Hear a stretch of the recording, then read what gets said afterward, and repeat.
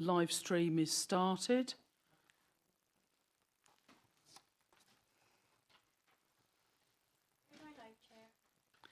Thank you. Welcome to this meeting of the Scrutiny Management Board being held on Tuesday, the 19th of March 2024.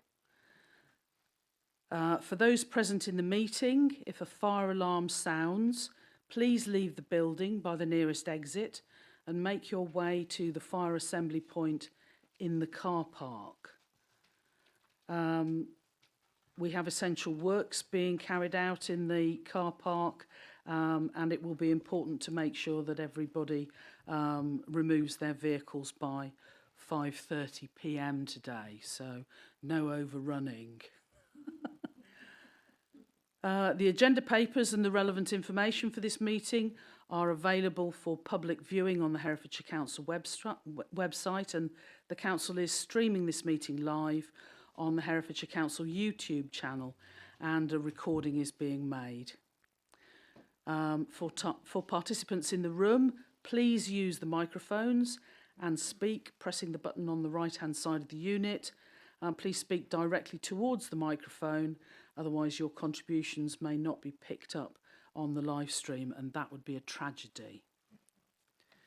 Please ensure that mobile phones and laptops and other devices are turned to silent if you haven't already done so.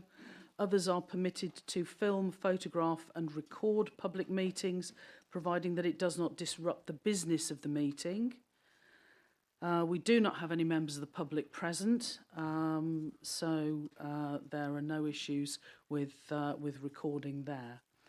Only committee members present in the meeting room may vote, and we have the Vice Chair with us today, Councillor Bartlett. Welcome on coming in remotely. Thank you, Chair. And apologies I couldn't join you in person, but I have to be in Leominster for 5 o'clock, so no overrunning for me either. No, well indeed, you're spread thin today, so it's good that you're able to be with us remotely. Can I request that you use the raise hand feature on the system when you wish to speak, and introduce yourself when you're called upon. So moving to the agenda, do we have any apologies for absence? Yes, Chair. We've had apologies from Councillor Matthews, and as you rightly say, Councillor Bartlett can't attend in person, so there's attendance remotely, and therefore will be able to participate but not vote. Thank you. Do we have any named substitutes? Yes, Chair. We have Councillor Claire Davis present in the room as substitute for Councillor Matthews. And welcome, Councillor Davis. Thank you for joining us again. Do members wish to declare any interests in any of the agenda items that we have before us? No. Well, if an interest comes to you, please signal and we'll deal with it at the time. Moving to item 4 of the agenda, minutes. The minutes document from the meeting held on the 10th of January 2024 is included in a supplement to the agenda, pages 3 to 15. Have we been notified of any issues of accuracy or content? Are you content, members, that I sign the minutes as an accurate record? Great, thank you. The minutes document for the meeting held on the 16th of January is also included in the supplement, pages 17 to 28. Again, have we had any? No, nothing notified in terms of corrections. Are you content that I sign those minutes also as an accurate record? Excellent, thank you. Committee.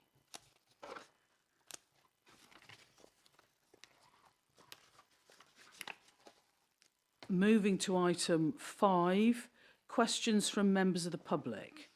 No questions have been received from members of the public for this meeting. And agenda item 6, questions from councillors. Also, no questions have been identified and received from councillors on this occasion. So, we can move swiftly to item 7, which is the first substantive item on the agenda, which is one of this committee's responsibilities to undertake scrutiny on Hoople Ltd. And we're fortunate to have the Chief Executive of Hoople with us, along with Mr Lovegrove as our Section 151 officer, to assist with answering any questions. So we have a report and we also have some slides. So could I ask that officers or Audrey go through the slides and then we'll take questions from committee members. Thank you very much. Hi, nice to meet you all. So I was just going to take you through the slides. I'll try not to go through them word by word, but I was asked to look at a brief history of Hoople to give you some background, talk about the Teckle Status Company and what that means, talk to you a little bit about the services that we already provide to Herefordshire Council, and then I wanted to just touch on the kind of governance and value added piece as well, if that's okay. But I will go through this, try and go through it reasonably fast for you. So Hoople is Herefordshire Council's success story. Back in 2011, it decided to set up a shared services arrangement with Wye Valley Trust and the PCT as it was at that point time. That was later disbanded. And they set this company up and they moved a number of back office services into the company. Over that time, the company has continued to grow, and each year we make a small profit. We are not set up to make large profit. The idea is to reinvest back into services. But the shareholding currently is 80% shareholding for Herefordshire Council, so you have the majority shareholding, with Wye Valley Trust having 17% and a 3% sharing with Lincolnshire County Council. Our vision is very much to meet the vision of our shareholders and to work with our shareholders to understand where there are gaps in the kind of service delivery that we can help and support with and deliver those services. We're currently employing just over 600 staff across a range of services, and we have quite a wide customer base. Outside of just our shareholdings, we work very closely with schools, but we also work with a lot of the health providers in the county, as well as a number of care homes and some commercial business as well. So you may all know about Teckle Status. I hope I'm not going over stuff that you already know, but Teckle is is part of procurement law, and it enables us to be able to transfer services into Hoople from Herefordshire Council without having to go through the traditional procurement rules. However, there are conditions that sit with that. It means that at least 80% of our income must come from our shareholdings. It can't come from commercial activity, so only 20% of our work can come from other commercial business. And the shareholders must have an influence in the way the company is run.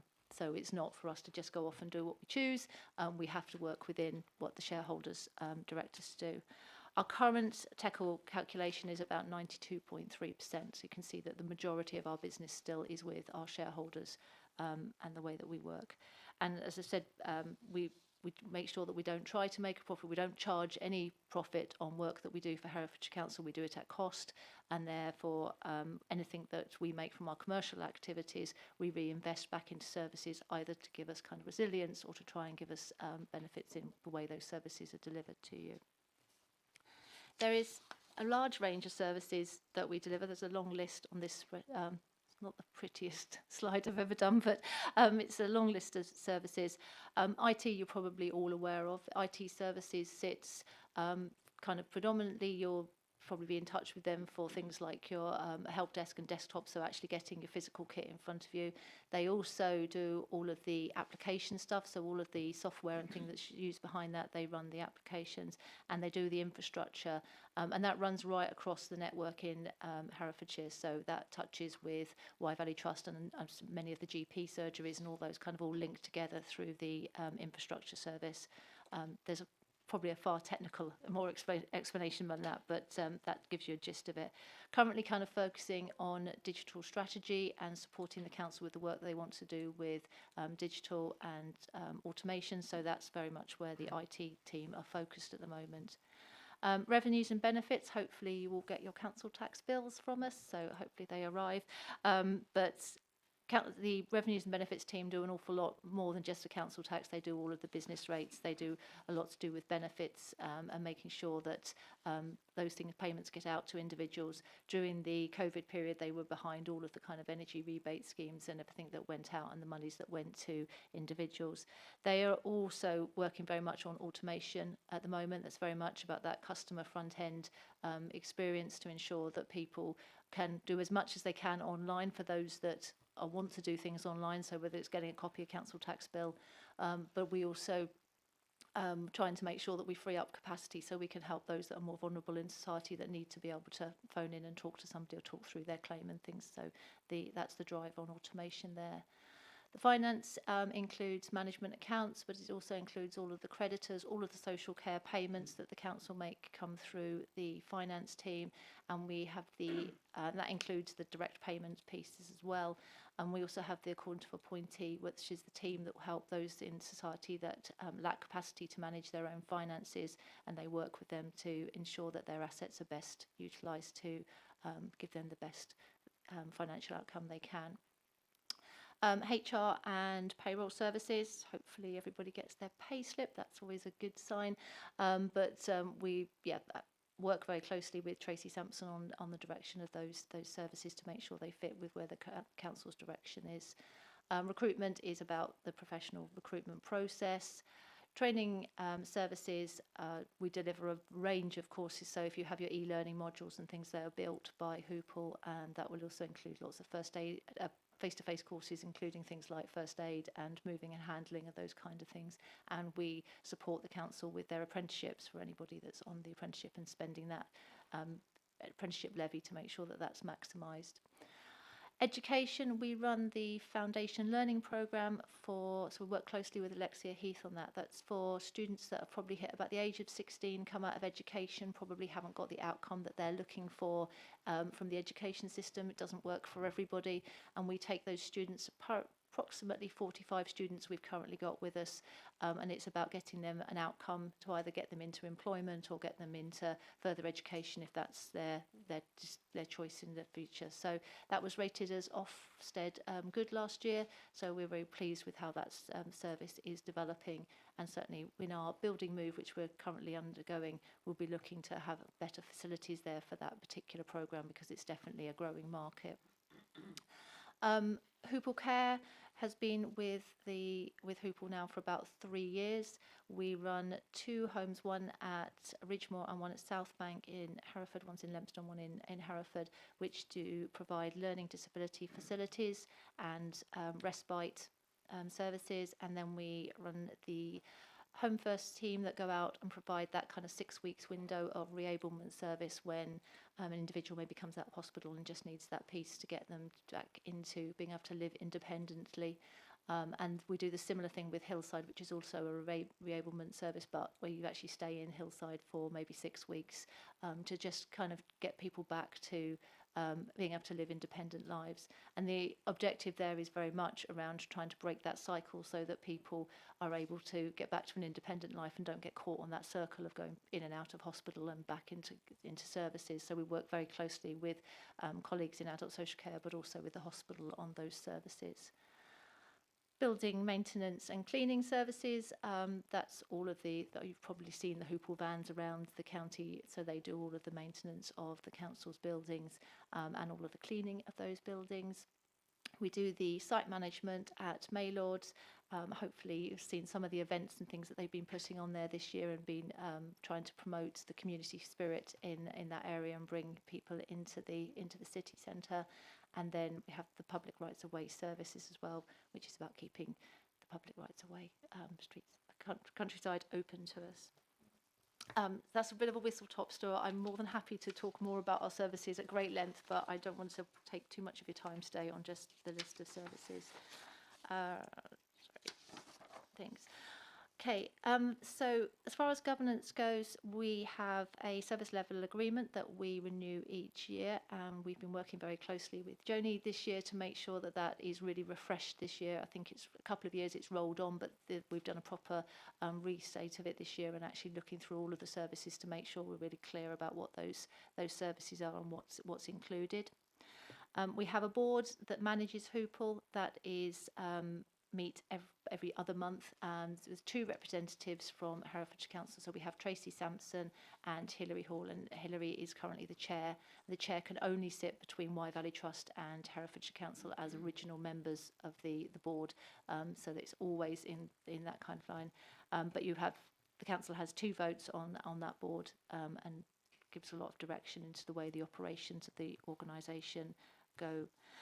There's a little bit about my management team, that we have a head of service for each of the service areas that kind of talked about, some of them covering more than one service area, but we manage that between us. And then there is regular operational kind of governance on a kind of weekly, sometimes monthly, some of it is quarterly.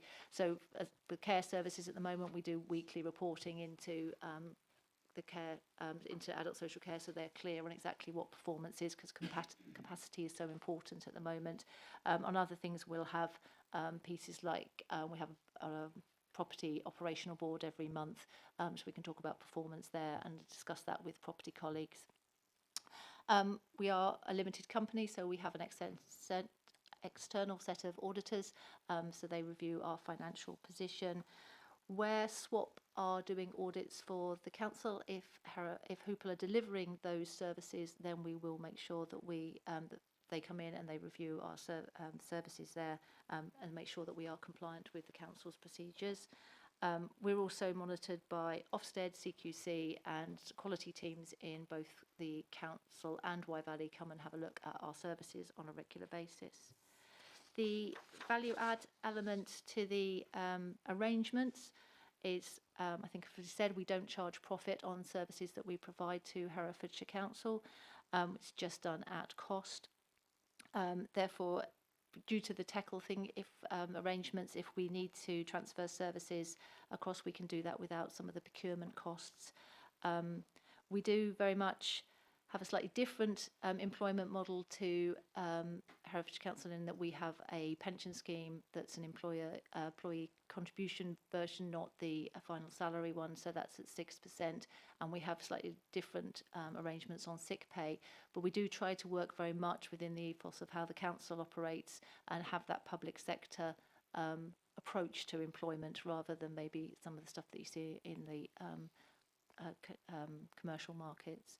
We're absolutely aligned to Herefordshire Council's priorities. The conversations that we have with the council are on a daily, weekly basis, and therefore if there's a change within the council, we adapt and change to that. We don't go through a contract negotiation. If we have to do a little bit more on something, we will do that in agreement of what services and what the priorities are. We're not a kind of capita version where we charge extra just because we've had to do a little bit more work. So that helps with the kind of close working relationship.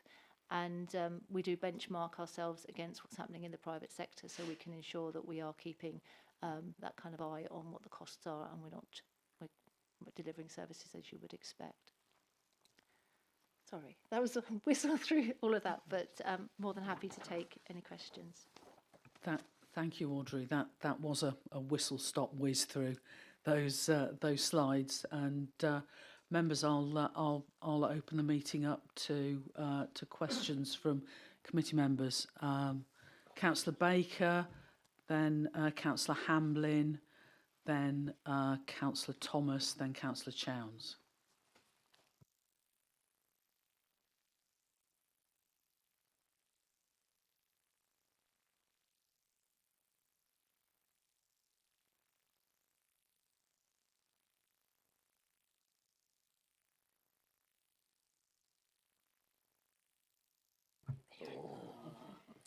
You're a star. Right, that's better. Yes, are you I mean, do you act as a recruitment agent, or do you have to then go through an outside recruitment agency to find the staff you're looking for? We act as a recruitment agency, so we can go direct to market. We will, where we are asked by the council or a shareholder to find a specific role, we will work with other agencies if that's the appropriate way to get the right person into the role. But no, we are our own recruitment agency, and we run a bit of a bank service as well, so that we can bring roles in when we've got shortages, particularly in the care market. It's really Okay, that's useful. Just one further one, Chair. I've heard on the grapevine that you have your own road repair gangs, separate from Balfour Beatty. Does that mean anything to you? I don't know what that is, I'm afraid. We don't do road repairs. We have, so the team that we have, we've got 12 individuals. There's carpenters, plumbers, that kind of work, but nobody's repairing potholes I'll tomorrow. bosh that rumour then. Thank you. Thank you. Councillors, could I remind you to take your mic off so that our recording system can pick up the responses from just one live mic in the room. Councillor Hamlin. Yes, by my reckoning, only 7.7% of the activities of Hoople are available in which to make any profit. How do you generate funds for the more regular sort of overheads that businesses incur and other costs?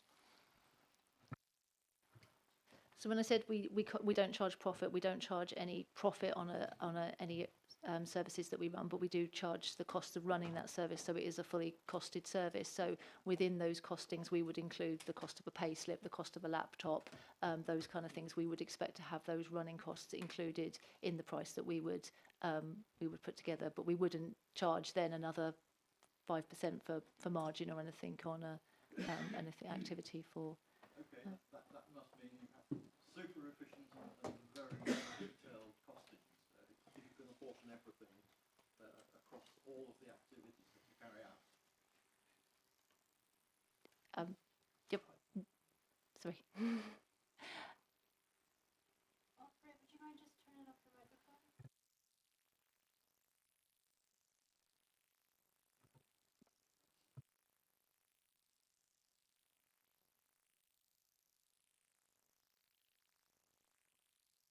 Technical issue. I'll take this opportunity to welcome the Councillor Lester, Leader of the Council, has joined us. I understand you were delayed. Thank you for being able to be with us today. Okay, we are back in business. So basically you apportion all of your overheads across all of the activities in quite some detail by the sounds of it. It's not a hugely complicated model, but yes, we do allocate costs across all of the service areas. Yeah. Councillor Thomas and then Councillor Chowns. I wish all your presentations that we had are as precise as yours. You could put all the information over and not taking a great deal of time, so I'll give you praise for that. I'm glad you've done it, because I was totally unaware of the services. I see your vans about regularly, but you certainly are all things to all men as regards the sort of council. And I have to say, I thought that people within this building actually did a lot of the activities. You seem to be the actual doing arm of the council, which again is a very good thing. I'm only 2 members on the board. How big is the board? It's 4 members on the board. So there's the 2 members from Herefordshire Council, 1 member from Wye Valley Trust, which is a non-exec director from Wye Valley, Nicola Twigg, and 1 member from Lincolnshire, Andrew McLean, who's a director at Lincolnshire. Okay, because I wondered why there were so few members from the council on the board, but anyway.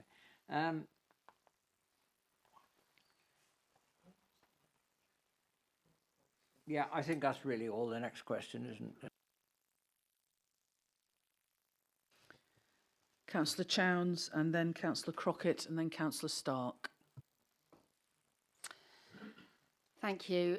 Thanks, Audrey. I've got a couple of questions for you, actually, and one also for Andrew, if that's all right, Chair, if I crack through those. But just to start with, very useful presentation, Audrey. Thank you. I have to disagree with Councillor Thomas. It didn't have all the information in it.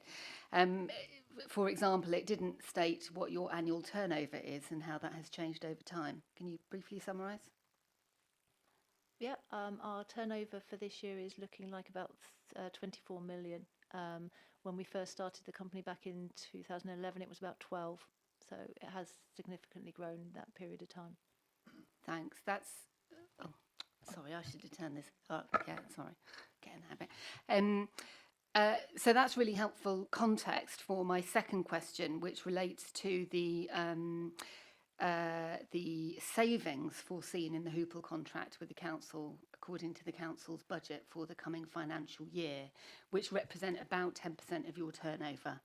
So the budget papers state that we're foreseeing 2.142 million reduction in the contract value with Hoople in the coming year. Can you say a bit about, how that will be achieved? What does that represent in terms of, say, staff numbers? Are there any particular, which particular areas are going to be particularly subject to these 10% cuts/savings? So part of the savings are predicated about us not taking as much inflation as out of the council. So when we originally put the budget proposal together, we asked for an inflationary amount, and we've stepped back on that, and we're going to ensure that we kind of try and meet within that kind of target for inflation. We're also looking at investor save options with the council. There are a number of ways that we could actually employ more people to do some of the work that would generate more kind of income streams and all the rest of it. So things like the court of appointeeship team, where there is an opportunity to have more of those staff, actually they could do more work, bring in more income for the chargeable elements of their work, which will actually give us income to then offer up to savings to the council. So it's those kind of opportunities. So we're not looking to particularly cut back any services. Streamline, yes, and certainly where we're putting in automation into things like Rev and Bends, we will try to take out some of those posts, but we can reallocate those posts into some of the investor save options that we've got, which will hopefully give us a better service in other places. So I'm not expecting to make any redundancies at this stage. We probably would take advantage of some natural wastage if that came as that comes up during the course of the year. Okay, if I can follow up, Chair. Thanks. I'm a little bit clearer, but not completely clear, I have to confess, Audrey. So you started off saying that you basically wouldn't be charging the council for inflation, despite the fact that you yourselves, your costs are subject to inflation. So what you're effectively saying is that you can keep kind of providing the same service, despite the fact that you're going to be presumably having to pay your staff wage increases broadly in line with inflation and so forth. You're going to be providing the same service but for much less money, and isn't the only way that that can be done by doing less or having fewer people doing it, considering that Herefordshire Council is your main purchaser of services, so it's actually more than 10% of your revenue is represented by this saving to be achieved in the coming year, despite the fact that inflation has actually been going up by 10%, in fact. So it just seems a little hard to kind of square that circle of you're saying that despite the fact that you're getting considerably less money from the council, you're going to keep doing exactly the same thing with the same number of people, and in fact even making more money by taking on extra services. I'm not sure if I'm the only person struggling to understand how that's possible, but could you explain a little more? So we will be asking for some inflation, and we will put salary costs up in line with that inflation. We haven't been potentially quite as generous with the salary increases as we have in the previous year, and that's I think, a sign of the times. We've looked very carefully at what's happening across the market, in the commercial market and within councils, to kind of pitch where we go with our cost of living. It is a proposal at the moment. It hasn't been signed off by the board until next week, so I don't want to share that, if that's okay, until it's gone through the board process.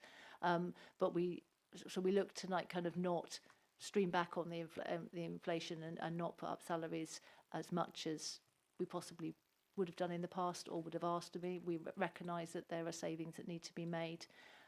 There are investment opportunities for us to go after. I think, you know, we've got some of those. I've been working with Rachel and Andrew and Joni on trying to identify those and where we can do more that generates enough to fund that person plus a surplus.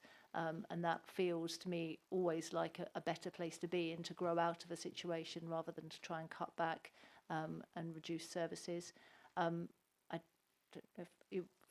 don't know if you want to talk about the transfer of services and things, or if there are going. That's. Joe, I'm happy to pick up. And Councillor Challenge, you used the phrase "do the same thing." That's a very valid point. But Hoople will do things differently, and that's where some of the efficiencies and savings are coming from. For the example we've just mentioned is about the Revs and Bends service. This service collects on the council's behalf the council tax and business rates and administers the things that we put in place for businesses and residents who are struggling on there.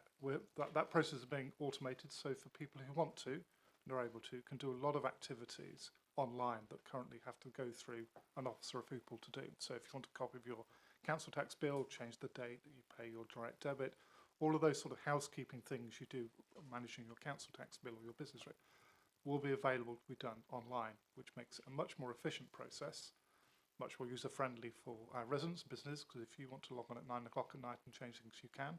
So that's efficient. So that's something that the same service, but how it's done is very, very different. And as Audrey mentioned, that will free up staff within the Revs and Bends team to do other things. That includes dealing with our residents and business who are financially struggling. So as you know, council put in place a scheme for supporting people who are in hardship. That quite often is quite a complicated process because it is a means-tested process, so we need people to share with us their situation, so that you can't do that by email. That's a conversation with an officer.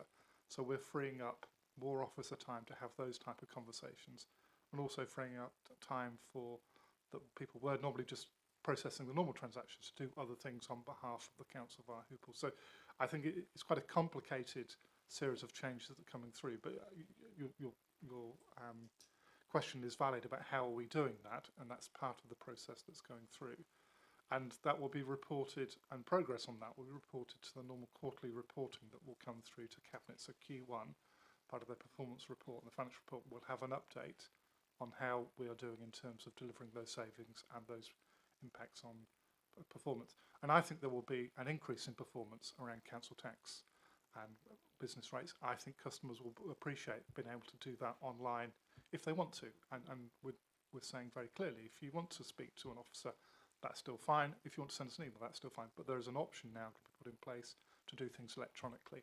So we're sort of catching up with more the modern world. But it's a valid point about the level of savings. But I think, as Audrey explained, Hoople have recognised the financial challenges we're all facing. The proposal to absorb quite a bit of the inflation is one that Hoople are happy with. It brings challenges. Their inflation pressures are slightly different to some of the councils, because there's clearly a lot of the inflation we have at the council is around construction costs and property type building costs. There's less of those in the Hoople cost space, but it's still one of their challenges. Thank you very much. Just a couple of points to follow up with Audrey, and then I'll come to my question to you, Andrew, as well.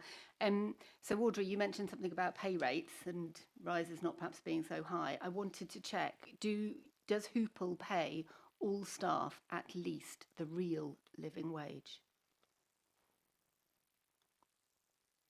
We pay the minimum wage, but not I think the real living wage is different, isn't it?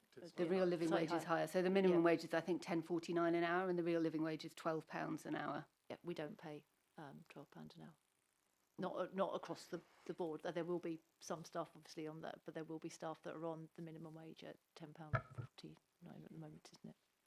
Sorry. What proportion of your staff are on the minimum wage? Approx. Off the top of my head, we have approximately 100 staff in care and cleaning.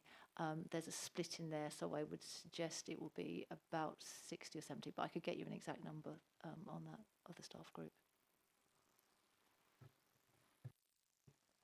Thank you. This is something that we've discussed on employment panel. Some of us in this room are on employment panel, and the feeling of employment panel was strongly that the council as a whole should pay at least the real living wage, because we are particularly concerned with ensuring that everybody, especially our own employees, have got enough to live on in the context of a cost of living crisis. And the national living wage doesn't actually provide that, but the real living wage just about does. And we recommended as employment panel that we should work with our, whatever the word is, you know, arm's length bodies or organisations like Hoople to try to encourage that. Is this a conversation you have had within Hoople about how you can raise the level of pay for the lowest paid members of your staff to the level required to at least be able to, you know, hold a family together in the context of a cost of living crisis? It's certainly something that we discuss on a regular basis. It is something that we would look to do. We are conscious about keeping prices and costs down, and it depends on what funding we can get from our shareholders to actually fund those differences. It is something we're very aware of. We do have, so the terms and conditions are slightly different in Hoople. We don't do an automatic scaling point increase across our business. It's so we don't have that, but we do give staff a bonus, and that is paid the same if you're me or if you're the cleaner. There's no hierarchy in that at all. So that does help to kind of make sure that the lower paid staff are getting the same amount of share of. It's a very small bonus. I'm not announcing that we suddenly make. It will be like it's based on £250, but it does make a difference to some of our lower paid staff when you kind of apportion that out across the wages and stuff. Thank you. Chair, I don't know whether in this committee or on this item we're going to be making recommendations or whatever, but I would, if we are, I would very much like to recommend that we as a committee recommend to Andrew and to the leader, as the main shareholders in Hoople, that we work with Hoople to ensure that all Hoople staff are paid at least the real living wage, having taken a decision that we will do that ourselves as a council, and being the vastly majority shareholder in Hoople, I would very much like to see us move in that direction. So that's, can I make that as a proposal for a recommendation? We can certainly note that as a proposal, yes. Thank you. One more brief issue on pay, and then my question to Andrew. So on pay, do you separately report on the gender pay gap? Yes. Great. It's a legal requirement, isn't it? So we report within the timescales. And you're legally separate. Yeah. That's the sort of, I would love to see that information in this presentation. So if you were able to provide that as a supplement afterwards, I'd really appreciate that. Thank you. And then finally, for now, to Andrew, a question on how the council decides which services to, whatever the word is, contract out is not the right word probably, but to, you know, to devolve to Hoople. How that decision is taken, and where, you know, are there, we've just discussed about something that there was a service that you mentioned taking on more of, Audrey. What are the services that the council currently does that we are thinking of transferring over to Hoople? Thanks. Thank you. And as Audrey said, Hoople has been going for well over a decade, since 2011 on there. So there's been a series of decisions over quite a long period of time about which services are transferred, and services have moved back and forward. So it's a two-way process over the years.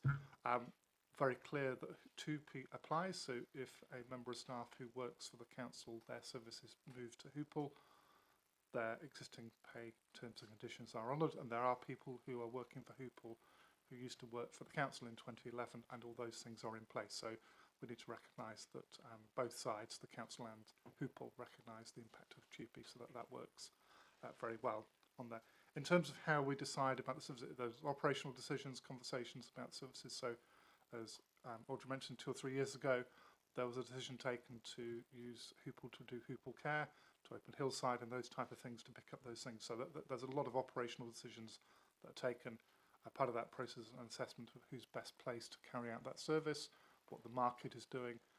One of the advantages of Hoople Care is that there isn't a profit element coming out of that arrangement, where you tend to get that with the private care providers on there. So there's a series of decisions that are taken, partly as a budget setting process, partly as service review and those type of arrangements. So it tends to be an ongoing process. Historically, it was a lot of what we would call the transactional processing services. That was the original driver for the transfer, but a lot of the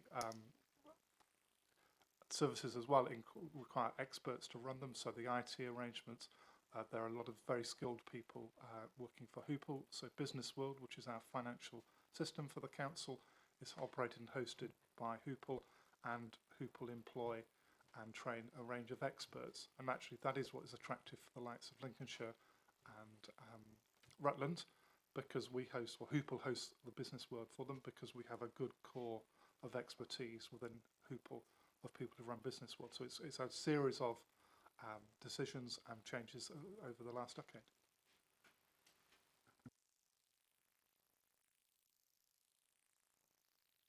Okay, you pause for a minute there, Councillor Chowns, and we'll give the floor to Councillor Crockett, then Councillor Stark, then Councillor Cornthwaite, you indicated. Thank you, Chair, and thanks, Audrey. It's good to see you. You'll have no worries that I'm going to go on to health and care, because that was my and is my bag, as you know. Just a bit concerning, the very first sentence in the slide deck said Hoople was created shared services between Herefordshire Council, Wye Valley Trust and the PCT, since replaced by CCGs. And I don't know whether all new members understand that relationship. There are no such thing as CCGs anymore, as we know, but my fellow councillors might not know, so it might be helpful to perhaps update the slide and put in the Integrated Care Board, which is what's taken over. And you know, your business as well as theirs is a massive business, so we need to make sure we understand who's doing what. As we all know, I hope, Hoople Cares came to us in 2020. You know, you took over Home First in 2018, and that really did flourish. And then since you took on South Bank, Ridgemore, expanded the services, and now Hillside, and Hillside is doing really well. And I'm yet to see whether the demo centre is up and running. It is, yeah, that's good. I'll have to go and have a visit, because I didn't before I was replaced in cabinet position. So since the takeover of you know, Hoople Cares, can you tell me what's been the biggest challenge? You've already mentioned that services to Herefordshire Council include recruitment, training and apprenticeships, and I know in the care industry we're always short of staff. We need to recruit more. We need to make that caring role more valuable, because without carers we are really scuppered. Thank you. So if you do go to visit at Hillside, and anybody is welcome to come and visit at Hillside, they'd love to show you around and what they've done there. There is a notice board as you go through, and it's all the thank you cards that we get from relatives.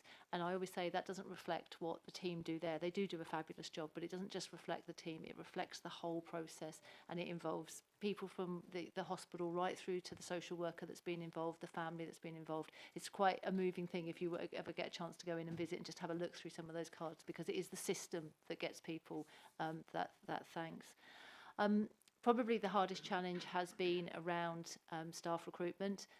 We've worked really hard on that. We've done a number of campaigns around targeted kind of recruitment. At Ridgemore, we were very much in the local area, and somebody new started, was in the induction this morning, and meeting some of the new starters, and somebody literally living opposite Ridgemore has started in a role there. And that's what we're looking at, is really targeting the local market. There's quite a market around Hillside as well, where there's quite a lot of housing and things around there, people we can bring in. So we've done a lot of targeted recruitment. Things like the Home First service, when we first took them on 3 years ago now, there was about 23 re-able workers. There's now 45. So we have been, over a period of time, really worked on trying to increase that number of staff. Personally, I think as well, the other piece has been about developing the Hoople Care culture. And giving people that sense of that they work for an organisation and that we have a quality of care that we think is important. And I personally think raising the quality of care across Herefordshire should be our primary concern. People will move. It's the kind of industry where if they're paying £5p more an hour down the road, people will move. Somebody's friend moves and they move together. It's just the way, the nature of that kind of. So we will always see an element of that. But what we're trying to do is make sure that while we have people, we train them well, make sure that we lift that kind of quality of care so that that has that impact across the whole of Herefordshire, wherever people end up working. So we've put quite a lot of effort into making sure that that care and that quality side is lifted as well. And that's been kind of the focus, I think, for the last couple of years, along with the recruitment side. Does that answer your question? Yeah, thank you. And recruitment's always been a big challenge in, like I say, in the industry itself. So keep up the good work. Keep trying to get people to do it. It's a rewarding job, role. Thank you, Councillor Crockett. Councillor Stark. Yes, thank you, Chair. I want to really look at value for money. I don't know whether it'll be Audrey or Andrew that might answer this, but I'm trying to understand this relationship as a shareholder-driven company, I mean, which isn't really a traditional driven company in the sense of shareholders require a certain amount of profit back. I noticed that there's no profit to be made on shareholder services, but Andrew, do you set any targets for any profit being made from non-shareholder services? Because it would seem to me that that would be an opportunity to actually drive down some of the costs of the shareholder services itself. If Hoople had the capacity and the expertise to actually exploit the streams that they could exploit for profit generation. Andrew. Through you, Chair. I know that's a really helpful question, because the company Hoople is a limited company, and as we've said, the council owns 80% of the shares, the remainder owned by the other two partners on there. But the council is the shareholder, and the Cabinet have just recently agreed to set up a shareholder committee to act in that role as the shareholder, which is quite different from being a director of the company. The directors of the company are there to deliver the aspirations of the shareholders, and there's an annual plan and operating target models for Hoople, which is agreed. The council, I think, does need to improve providing that clarity of what it expects from the company, and the Cabinet have agreed to do it. One of the reasons for having a shareholder committee made up of Cabinet members to set that strategic direction aspirations for the company. As you rightly say, the services provided to the owners, so the council and the NHS side and Lincolnshire, are done at no profit on there, so there is no profit to be made on them. That's a key cornerstone of the Teckle company arrangements. But the company can charge a commercial rate to its commercial business customers, and very much that's market driven. So the company sets a competitive price, and the market will tell us. If the market thinks that it isn't the right price, they won't buy the service. So it is very much at that cutting edge. But I don't think that's the role for, certainly not myself, as the 151 officer, to set what that profit aspiration should be. That's a task for the directors of the company to manage the company. I think what we're seeing is, with the shareholder committee, there'll be greater clarity in the future about expectations of what we expect the company to do and how it to perform. I mean, I want to continue in this vein because, and I want to look at the leader in this one as well, Jonathan. We have 20 million savings that we've got to make next year. It seems to me the scope here perhaps to have Hoople contribute to us making those savings in the other way by providing income that allows us to save more perhaps on Hoople-driven services. I don't know whether anyone is setting any targets for that, or whether anyone is exploring that as a possibility. I know we have to be careful that we don't undermine the services that we want as the major shareholder, and we drive Hoople into an income generating mode that then makes them lose sight of what they're trying to do for us. But it seems to me the scope there for looking at income generation in a way that might actually knock off some of the 20 million savings that we might have to make. Any comment on that?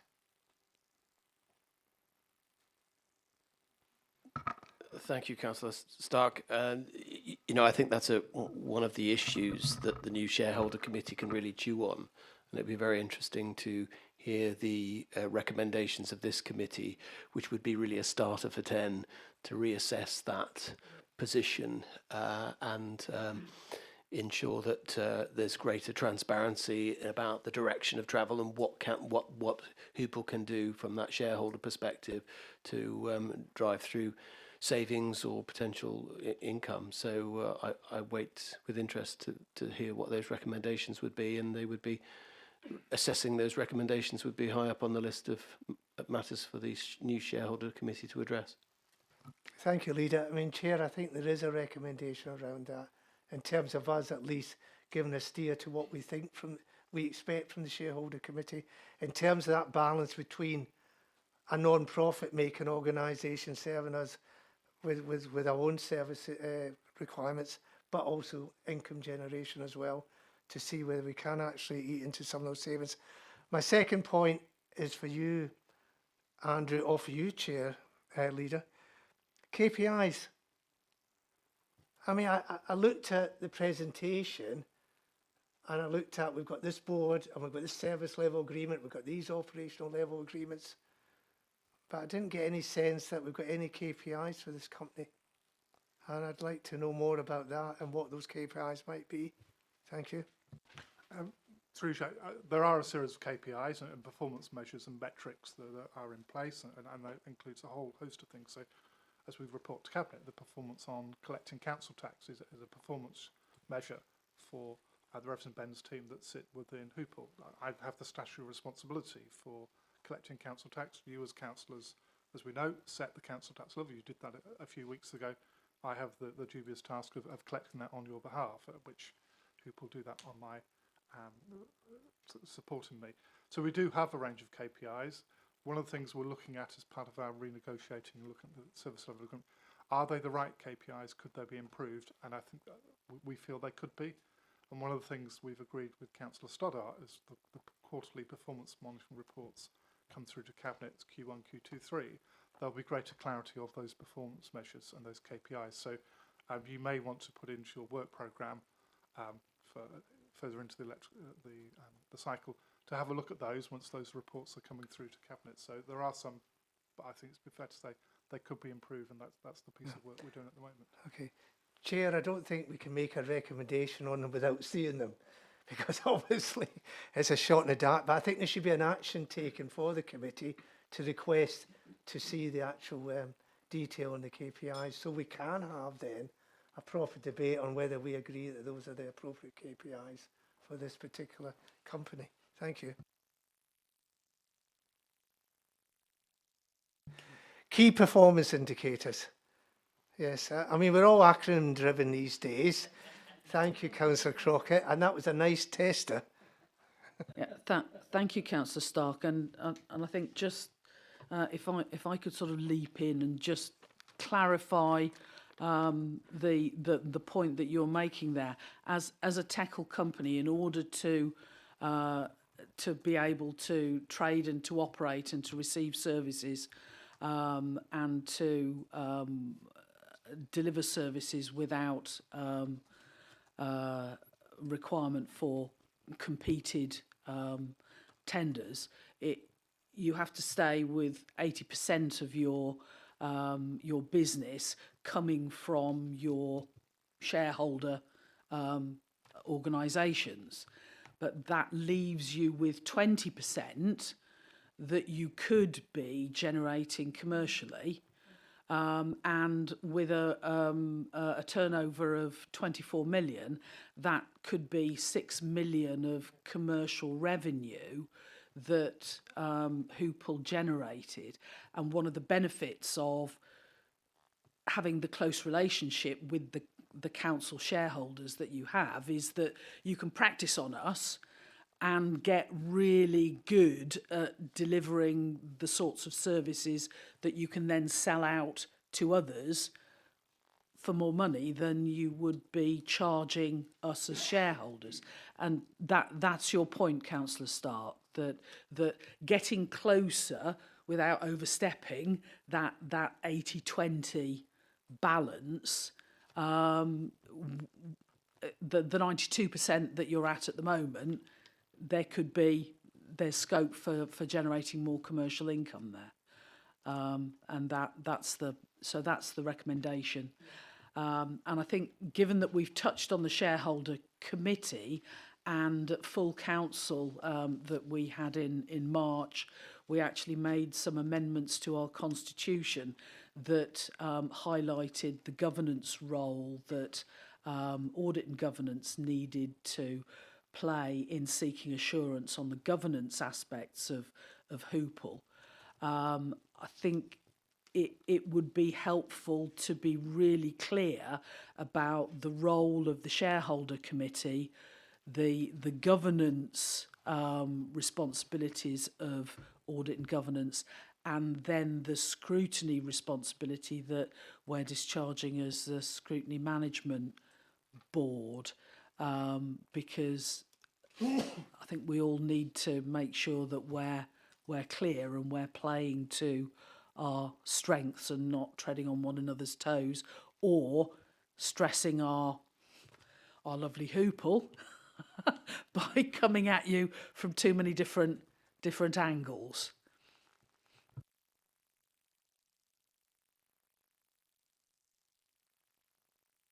Are we absolutely clear? Because, I mean, one of the things that hasn't happened is actually a meeting of the shareholder committee since it was formed. No, Chair, if I may, absolutely, there hasn't yet. But as I say, it would be really helpful to assist that agenda by having some clear recommendations from this committee. So I think that would be a great idea. Thank you. I welcome that.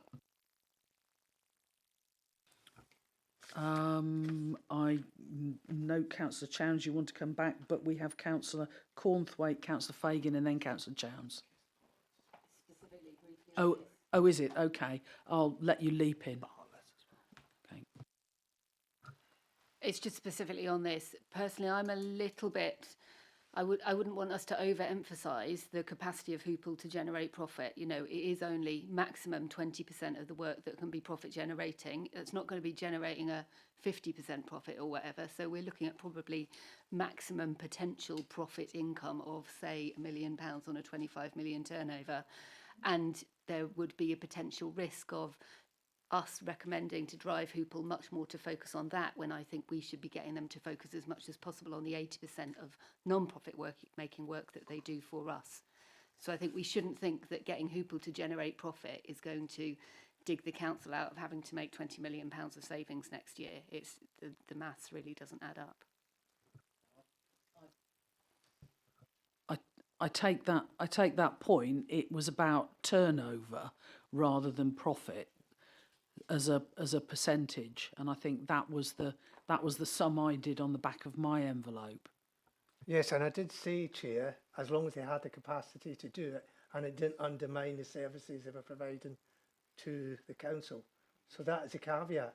But I still think it's worth making a recommendation and let the Cabinet and officers and Hoople decide exactly what the scope is for actually taking that forward.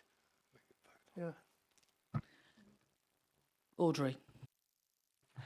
Just to give you an example of how this works as well. So 2 weeks ago, Tracy Sampson spoke to me, the health and safety provider for schools who goes out and does health and safety visits, has said they're going to retire. and that leaves the schools with a real problem because they can't get health and safety advice in there. So we have generated, with working alongside the health and safety people from the council, an offer that we will be able to go to market with in time for the 1st of April, so that we can provide that gap for the schools. Now, for the schools, we're not looking to drive a bit of margin out of them. We understand the schools' position. They're in, they're part of the public sector environment, but to bring somebody in, we're looking at somebody now that can deliver not only the health and safety to schools, but will also be fire risk assessed, so can go out and do fire assessments. Now, we don't have anybody in Hoople that can do that. We don't have anybody in the council that can do that. So we use third-party contractors to deliver that service on behalf of the council. We will make sure that we bring somebody in that has that qualification, so that we can deliver that for the council and reduce those costs on those scale on that kind of subcontractor work. And so that's where we look at. But I do think there will be a market to be able to sell that person, and as soon as we've got them in and established, we'll be looking to put them onto the commercial market as well, because there's a great need for that kind of service across the whole county. Lots of small businesses need a little bit of that service and don't want to have their own individual health and safety officer. So there is definitely bespoke stuff like that we can work on. It doesn't drive huge amounts of profit, but it's definitely, again, something that we can build on. And those kind of opportunities we're trying to build up all the time, to find that where we can deliver the service for the shareholders, not directly with the schools, but kind of through the school, the gap there, and then find that little bit of commercial activity from it as well. But it's not quite in the scale that we're talking about here today, so it's certainly something for me to take back to my management team and talk about, could we do more of this? Sorry. Thank you. Councillor Cornthwaite, you've been very patient, then Councillor Fagan and Councillor Bartlett. Noted for it, Chair. Two very different angles I wanted to come from. Just one was the historic one, is why Lincolnshire? And because I see them for 3% getting a vote, which is 25% of the votes on that board. So I'm intrigued about that. But I wanted to look at both sick pay or sick and pensions. Is sick, and the questions are, is sickness monitored? Do people have a return to work interview where you would discuss the welfare of the person concerned? And do you use the Bradford formula to see if people are unduly sick? And then looking at the pension side, on what day are people offered the opportunity to join a pension scheme? Is it day one, or is it when they've fulfilled a certain amount of time? Okay. So Lincolnshire County Council came to us to buy the Business World service back 2018. I think we started the conversations with them. So they buy Business World support from us, and they actually TUPE'd about 5 staff in 12 months ago now, to kind of broaden our kind of resilience within that team that goes across a number of customers. I wasn't in this position when that decision was made to bring them across as a shareholder, but it certainly helps having a bit more resilience. We've been working with them recently on our Home First service and getting some. Lincolnshire isn't that dissimilar to Herefordshire in kind of the way it's situated, opposite side of the country, and it's a long drive, but it is a similar kind of setup. So interestingly, when we're looking at some of the care services, we've been able to talk to them about how you deal with rurality and all of those elements of it. I would say, and it's probably partly the personalities involved, but the Herefordshire Council definitely have the dominance in that board meeting when it comes to the board meetings. We don't very often see the director from Lincolnshire on site here at all, so whereas the other people are very much on site and have that kind of influence on the board decisions. So yeah, I don't know if I could add anything more to that really. Absolutely, we do the return to work, and this is where we try to work very much with the public sector ethos towards employment and how you recruit people. So very much we have the sickness policy, which enables people who are genuinely sick to be off work and have that period of time where they need to recuperate. But we do all of the return to works. I'm not quite sure of the exact model we follow. I'll have to double check that. I'd be surprised if we're not using the same one as the council use. But I could double check the actual terminology of it. But absolutely, return to works are done to ensure that people are brought back. We do all of the same things around phased returns if that's appropriate. We use the same occupational health, so we go out to tender for occupational health with the council as a smaller part of it, but we do go out with them so that we can offer the same quality of service back to our individuals. Pension is offered from day one as part of their contract, although I think there's a 3 month before you can actually enrol, which is more to do with the pension scheme than actually what we would offer, but we offer it as an employment from day one. We also do salary sacrifice for staff, so they can pay their pension contributions before tax, which saves them, so they save on the NI and some of the tax costs around that. So we brought that in probably. You were still a director then, weren't you? Yeah, 2 years ago now, so make sure that where we possibly can, we maximise the amount of cash in people's pockets at the end of each month. Does that answer your questions? Brilliantly, thank you. Councillor Fagan. Yeah, thank you. I actually have a couple of questions similar to Councillor Cornthwaite, and it's just again about this 3% of Lincolnshire County Council. I can't quite understand why they're a shareholder, and in a way it means that any profit that is generated, sort of 3% of that is going to Lincolnshire, I assume. Is that what happens? No, we don't pay a dividend so there isn't so if we make a profit, then that stays within Hoople and is reinvested into services, which is why we try to drive down the absolute profit line, so because it doesn't come back to you as a benefit. So they don't get any payout as a result of their shareholding. Okay, thanks. And the other issue about the pension fund was, as I understand it, Herefordshire Council is part of the Herefordshire Council employees are part of the Worcestershire pension fund. So when you talk about sort of pensions, is that just Hoople employees that you're talking about? Yes, so we run a pension scheme through Aviva, and then we make a 6% contribution towards, and then employees can make their own contribution. They do make, I think the minimum is 3%, but they can make a higher contribution. We used to be with Standard Life, and we felt that wasn't performing, so we did some research probably again about 2-3 years ago, had a look at the pension scheme, didn't feel it was really giving the employees the best opportunities, didn't give them the options that we felt that they should give.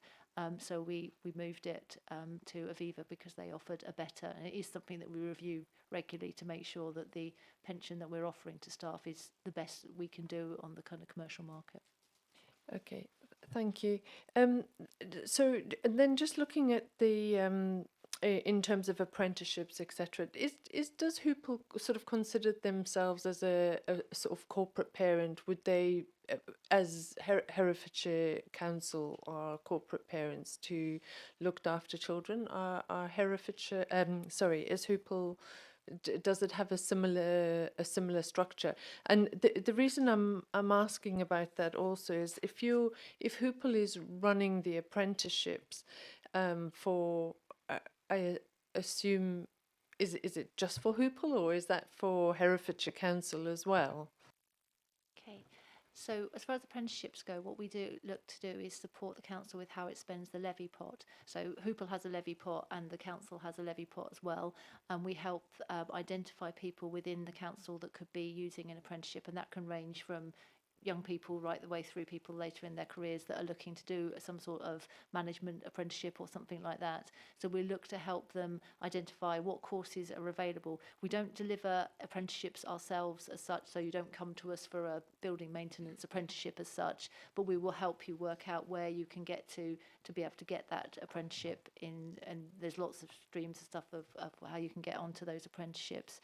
So we work with them to try and make sure that we maximise the use of that levy pot, because otherwise it just goes back to the central Okay, pot. thank you. So the question really is, when we look as corporate parents and we're looking at care leavers in Herefordshire, we've got about a 50% of our care leavers are not in education and employment or training. So I just wonder if there's that. Does Hoople have that on their radar, and are they sort of helping the council to help those care leavers sort of as a corporate parent? That we have that responsibility in within the council, but is Hoople sort of does that have, do you have that on the radar, and are you working with the council to sort of help with those care leavers that do need support in terms of, let's say, apprenticeships? So we definitely we do the foundation learning program. So where so that's 16-year-olds that come out of education that are struggling to find their path in the world, and we work with Alexia Heath in the council on that, so that we make sure that they get to a position where they have outcomes, whether that's further education or job, whatever it is. So, and they do a whole range of work with them. Beyond that, we have been working with some of the children's services managers recently about some of the opportunities to have more of a provision to help people coming out of education to find their path into employment or education or whatever it should be. We don't as such have the corporate parent responsibilities on our agenda, but very much we see ourselves as part of the players in being able to support those young people into education or into apprenticeships if we can. We always take apprentices into Hoople each year as well, because I think that's the way that you manage to bring people up and through the system. We've had some great success stories with apprentices that have joined us. And some of those have been NEETs in the past and come through the system. So we do always look to take on apprentices. Not quite sure that answers your question, but It sort of does, but I think the point I'm trying to get to, Chair, is that I think we need to make sure that, you know, as we're trying to sort of increase the number of care leavers who do have opportunities in education and training, that we make sure that those links with Hoople are particularly strong, because you're effectively sort of driving that apprenticeship arm. And I'm not entirely clear that it's sort of high up on the radar. So I think it's important that we just make sure that those links are strengthened, as it is a sort of a priority within children's services. And I realise that it's probably on the radar of children's services, but I think it needs to equally be high on the radar for Hoople. The other thing that I just wanted to ask, if I may, does Hoople run the Spirit of Herefordshire website? Is that part of your role? I'm sort of not entirely clear sort of where one role sits with Herefordshire Council and then where the other sits with Hoople. we run the web content for a number of web pages. I'd have to check the Spirit of Hereford, because I know occasionally the council buy things outside of that are specific for a particular project, so I'm not 100% sure about that one. I'd need to check. We'd have to check on that. I think it is from the Hoople, but we'll have to double check. Okay, thanks. If we can check on that, because obviously in terms of the you know, getting our workforce sort of dealing with our workforce issues, that's quite an important role. And then sorry, I have a couple. Pest control service, is that is something that I believe that was sort of stopped at some point by Herefordshire Council. Is that something that potentially Hoople would look at as running is an income generating service? So that's the one question. And then the other one just goes on to the rights of way network.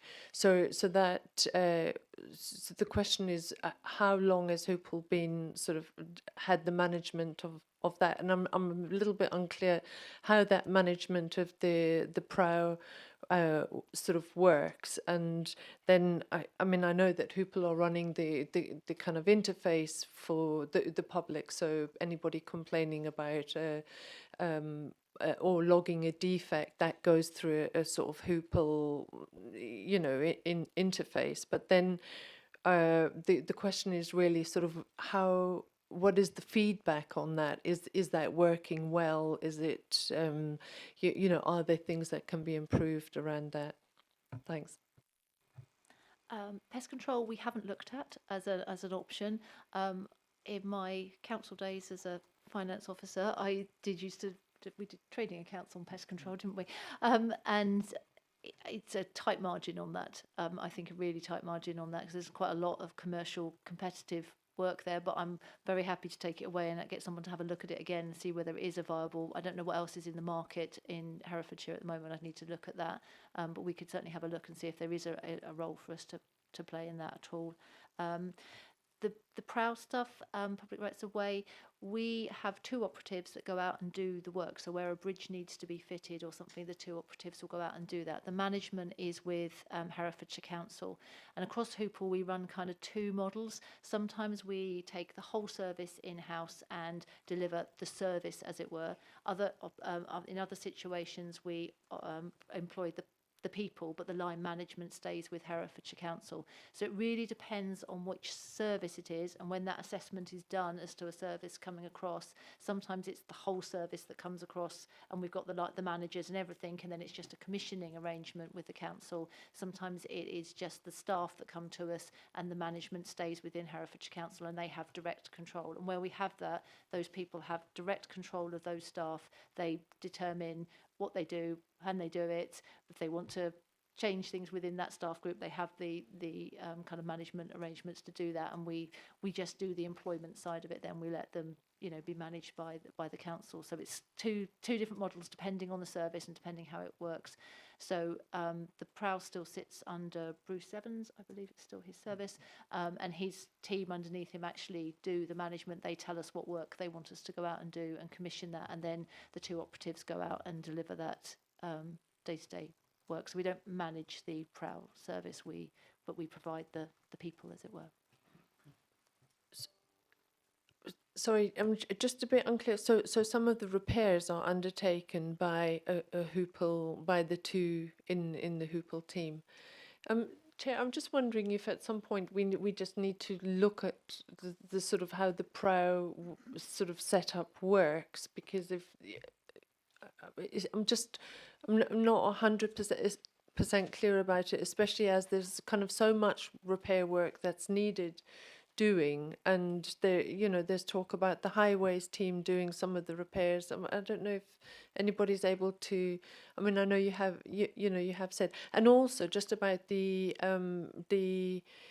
internet interface with the public, because I have heard from people that they'll sort of put in a defect, notify of a defect, but then the officers don't necessarily get that information or the photographs that are submitted. So I'm a little bit, but possibly for another time, but it would be good to have a little bit more detail about the PROW setup.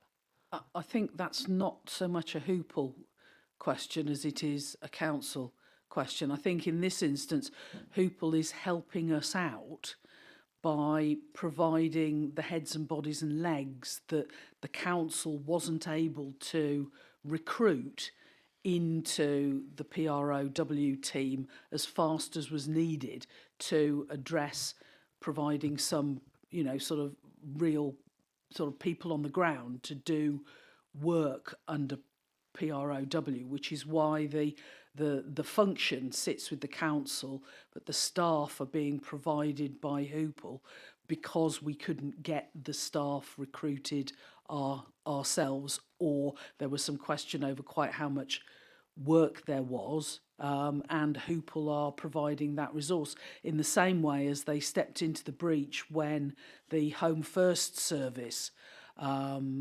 failed, and we had a lot of people living in their own homes at risk of not having carers coming to support them, and Hoople very, very quickly stepped into that space and enabled that care service to continue that people were relying on at a particularly sensitive time in, sort of moving out of COVID. So, I think the PROW is then providing us with that staff resource, with those people that we haven't got as part of our permanent workforce at the moment, and that provides us with flexibility. The operation of PROW, and whether it's actually having its Ronseal moment and delivering, or to everybody's expectations, is a separate matter that's not a Hoople matter. They're just providing the resource. Okay. Thanks. Councillor Bartlett, sorry, you've been waiting a really long time. Thank you, Chair. Story of my life, that. I've got 3 questions. So if you indulge me, I'll take them one at a time. Thank you, Audrey, for the presentation, and very useful. I'm just had a quick shuffle around your Hoople website, and I was interested to read in the news that you've just bought a building back in October, and I was wondering, made me start thinking about assets in general. So obviously there's computers involved, there's equipment involved. So in terms of Hoople being a technical company and a not-for-profit as such, where do these large blocks of physical assets sit in terms of ownership and in terms of I guess maintenance, really? So where did the money come from to buy a building, and where does that sit within the technical structure of offering services? So does that make sense? There's a lot of physical assets here, and what is the kind of like the ownership responsibility structure of these, please? Okay, so there's one asset. Auxilium House is a building that we will be moving into in the next 3 weeks. It's was the Connexus building by the BMW garage, if you know where that is, in north part of Hereford.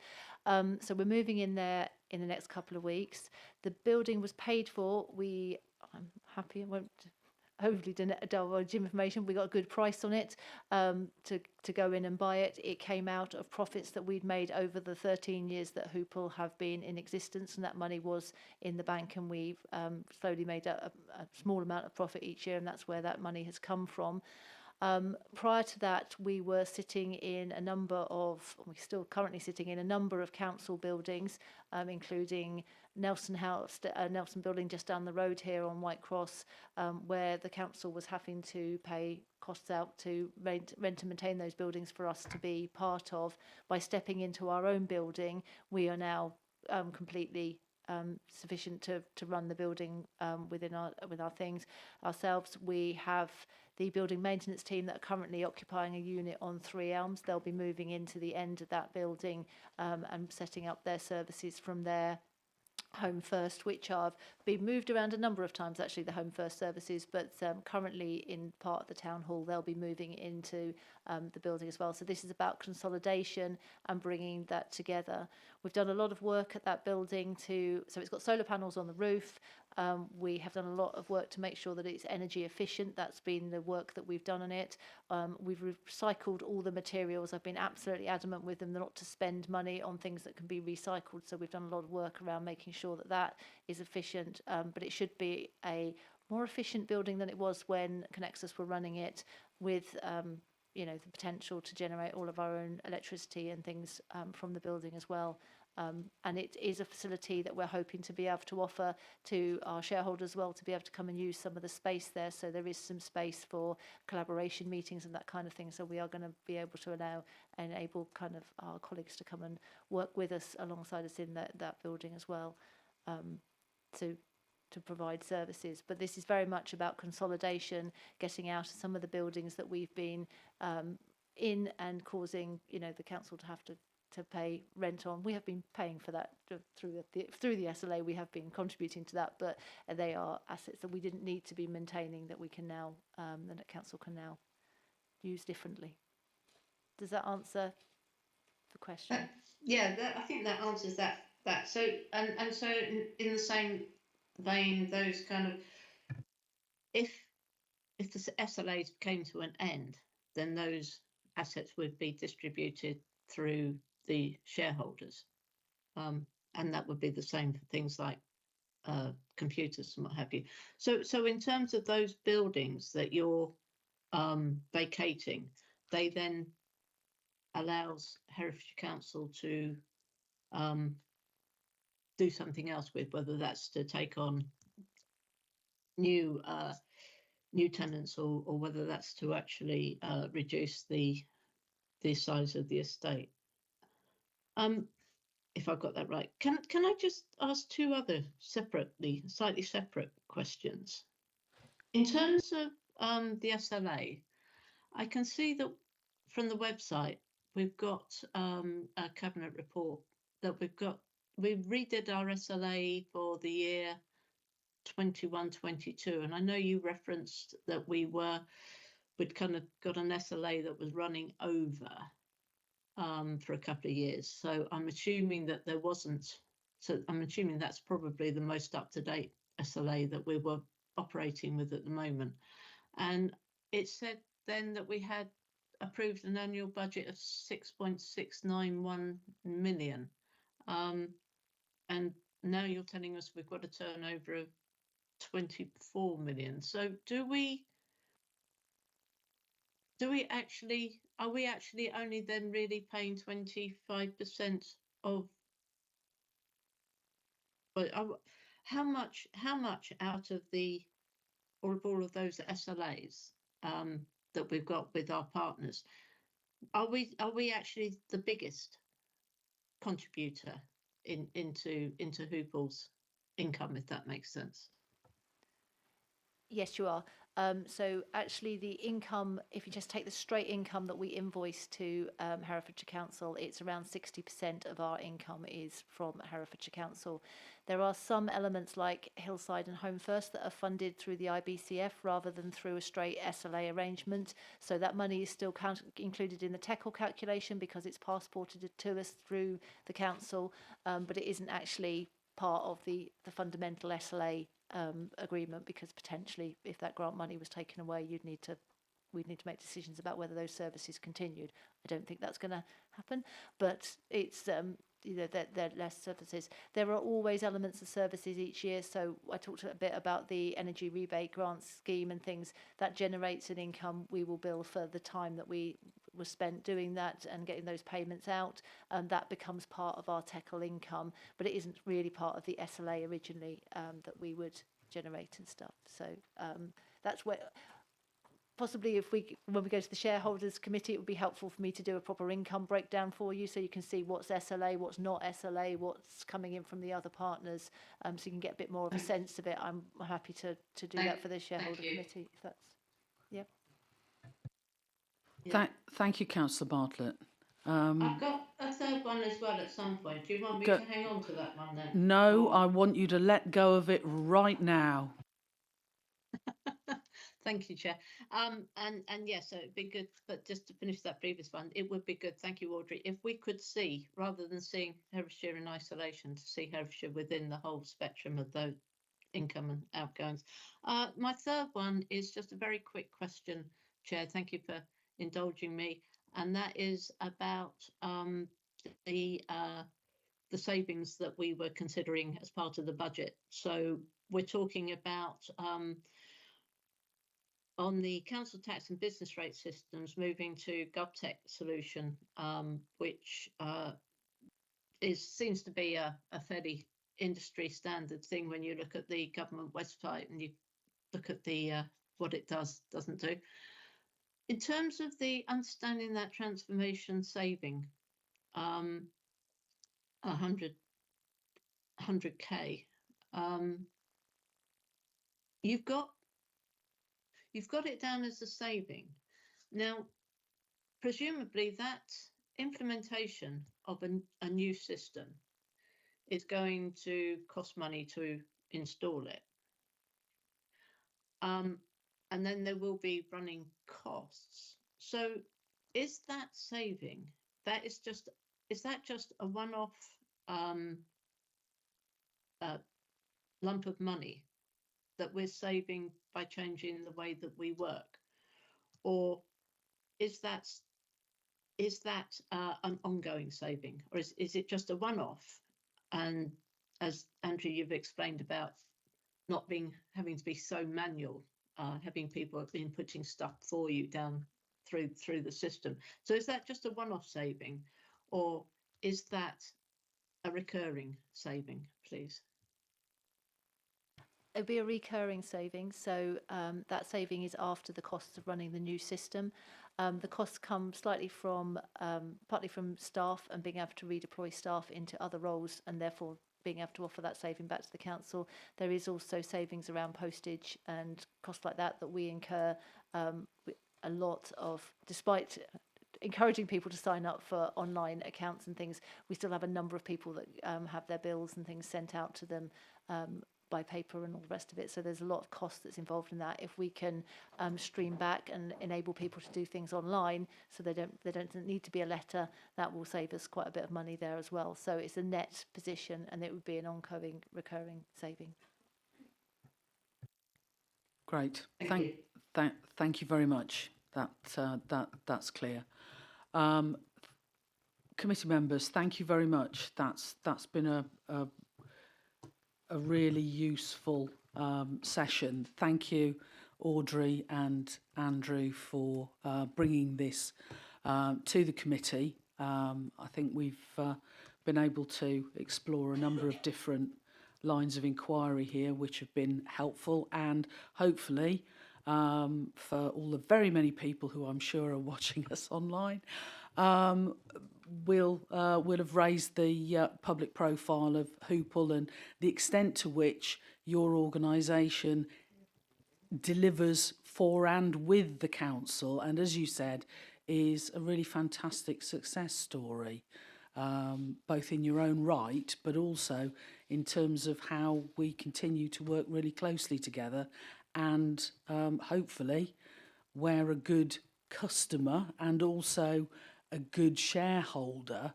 in helping to share with you in a timely way what we need to do in the future, so that you can continue to walk alongside us in doing that. Leader, I just wondered whether there was anything that you wanted to add, seeing as you're with us. Yes, just a reflection really, and to ask the committee to just mull this one over. We talk very much about the services of our employees and how they do a great job, and we acknowledge that. But I'm always conscious that there's the temptation to just talk only about Herefordshire Council employees, when we have a lot of employees in Hoople who work very hard for us as well. And it's just trying to figure out a way to acknowledge both organisations, because they both deliver such key services for the running of the council. So there's a bit of a question there. I'll be pondering on it myself more, but what Hoople do is extremely valuable to the council, and that service is provided by people who work hard, and it's important that we acknowledge that in what we do when we're thinking about who works for us and in what capacity. Well, if we can share in celebrating success, both of individuals and also developing new services, then if we can celebrate Hoople successes and do that on our website or demonstrate that in other ways, I'm sure there's I think you'll be open to suggestions from committee members and from the council. Councillor Hamlin, did you want to come in there? If I may I just ask a sort of light-hearted question? The origin of the name Hoople, does anyone know? And is it connected perhaps with Mott the Hoople, the band, of course, that had Herefordshire connections? So when Hoople was first instated in 2011, we asked the staff group for suggestions around what we wanted the company to be called. Hoople, the name comes from Mott the Hoople, that's where it's there. But the reason it was chosen is because the word starts with an H, representing Herefordshire, and it's, if you kind of roll your letters a little bit, it's kind of like people. And so we felt very much that represented Herefordshire people, which is very much what we wanted for the company. So that's what we think the meaning is, but it was a suggestion from a staff member as to where we would come up with a name from. It's just as well you didn't call yourselves Mott. Right. Thanks everybody. If we've had some recommendations that have come about as a consequence of the lines of inquiry that you've explored this afternoon. Daniel, if are we able to just go through those? Thank you, Chair. At the moment, I can see 3 recommendations. 2 of them are quite clear. I think one we just need a very brief discussion on. I'll read the first couple, though. One, that Herefordshire Council's shareholder committee consider a pathway to paying the real living wage. This is one. The second one, which I've had through from Councillor Chowns, who has drafted this for us. Hoople's future gender pay gap report should include A, a comparison with previous year's performance, B, comparison with relevant comparator organisations, C, information on what action they are taking to address the gender pay gap, and D, information on the impact of past actions. Now, the other one is around, there was some discussion around maximising profit from commercial activity, and I think there was some discussion on there, not really a sort of clarity about where the committee wants to go on this, because there was a divergence of opinion on that.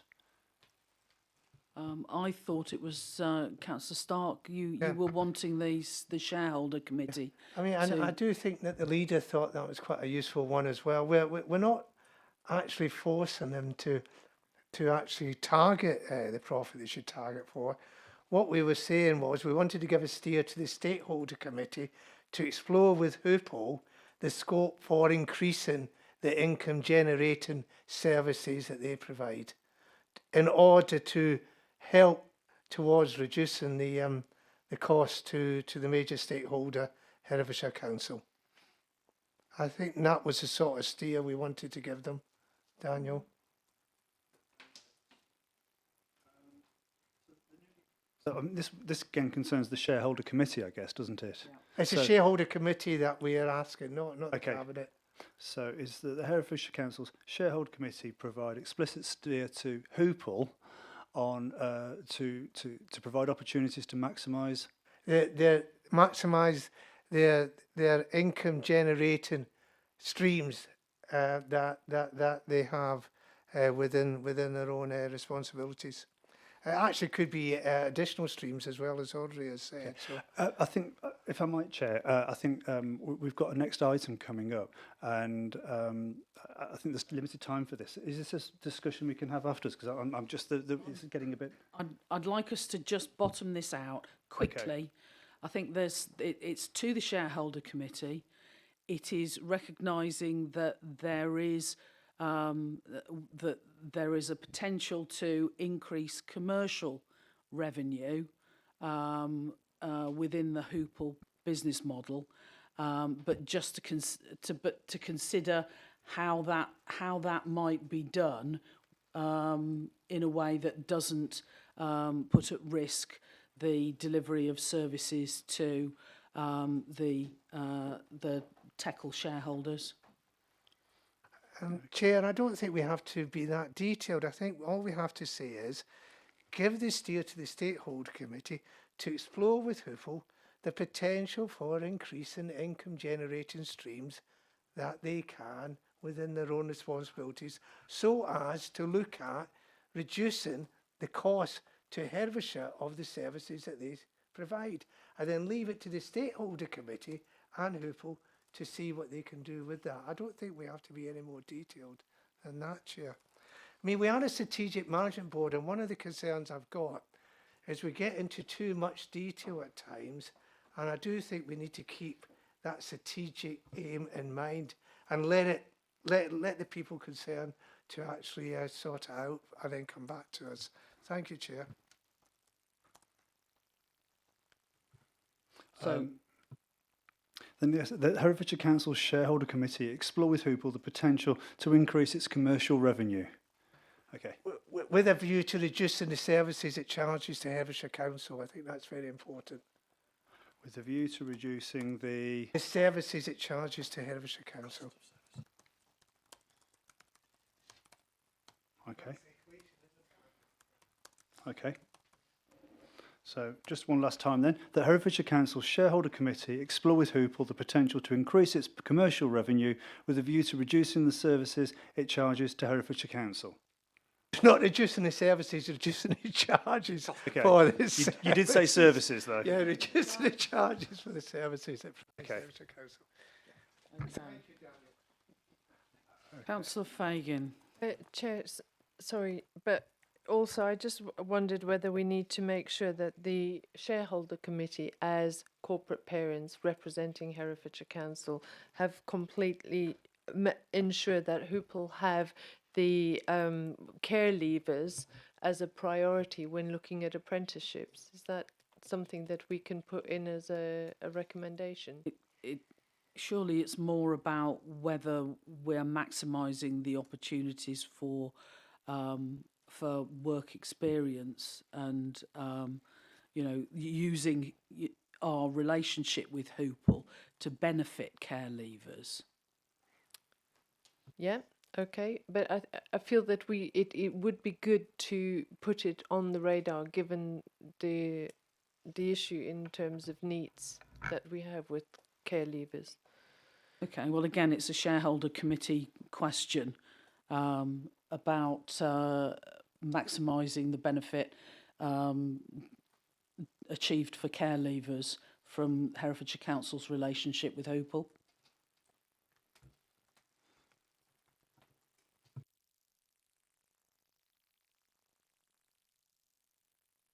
It's looked after children. Through its relationship with Hoople. Okay. Seeks to maximise opportunities for... I think it's more care leavers than looked after children. But well, care leavers and looked after children if we're talking about work experience, etc. Okay, can we Okay, the Herefordshire Council Shareholder Committee seeks to maximise opportunities for looked after children and care leavers within Hoople. Through its relationship with Hoople. Okay. Okay. Shall I read these out one last time? Yes, I think we'd better. Okay, right, very quickly then. The Herefordshire Council Shareholder Committee consider the pathway to paying, consider a pathway to paying the real living wage. That Herefordshire Council's Shareholder Committee explore with Hoople the potential to increase its commercial revenue with a view to reducing the charges it makes to Herefordshire Council. Hoople's future gender pay gap reports should include comparison with previous year's performance, comparison with relevant comparator organisations, information on what action they are taking to address the gender pay gap, and information on the impact of past actions. And finally, that Herefordshire Council Shareholder Committee seeks to maximise opportunities for looked after children and care leavers through its relationship with Hoople. Committee members, are you content to support those recommendations? Okay, thank you. That looks unanimous. Thank you, everybody, and thank you, Audrey, Andrew, and everyone, Joni, for attending today. Thank you very much.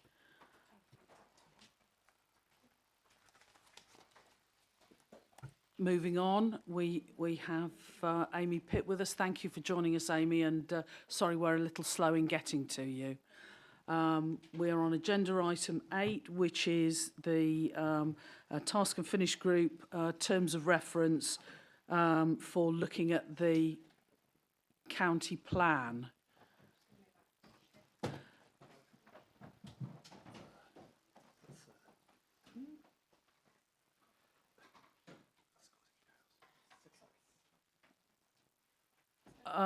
Have you? I don't think you can. I don't think you can move because it's all right. Yeah, I just can't see. That's why. Okay. It takes a minute. Sometimes No, that's all right. We're going to flex and make sure you're fine. You've not moved. You're fine. You'll have the right name under you when the camera's on you, leader. Okay, so.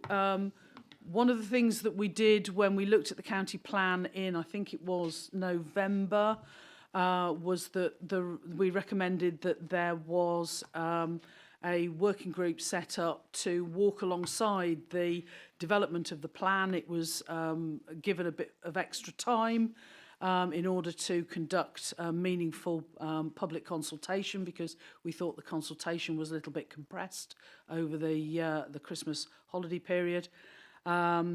Now, timescales have changed since then. The county plan has moved to May, but then I understand from Daniel that we also have a change to the governance timetable, which is making it difficult for us to be able to undertake this task and finish group activity. So I think I'd just like some clarification on what the current timetable is, if it's stopped jumping about, and how we actually have a meaningful input to it as the Scrutiny Management Board, while it is still capable of receiving useful input from us.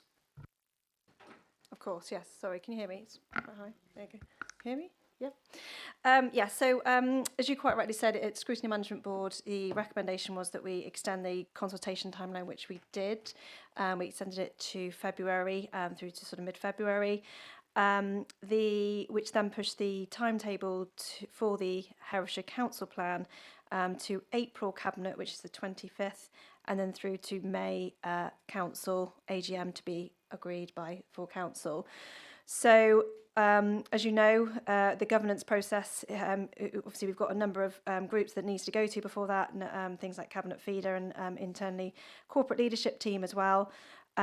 So the timetable really within the next couple of weeks is that where the, kind of the task and finish group could input into the document. We are at a place where we can look to share it in terms of where it is at the moment, in terms of its working draft, along with the delivery plan as well.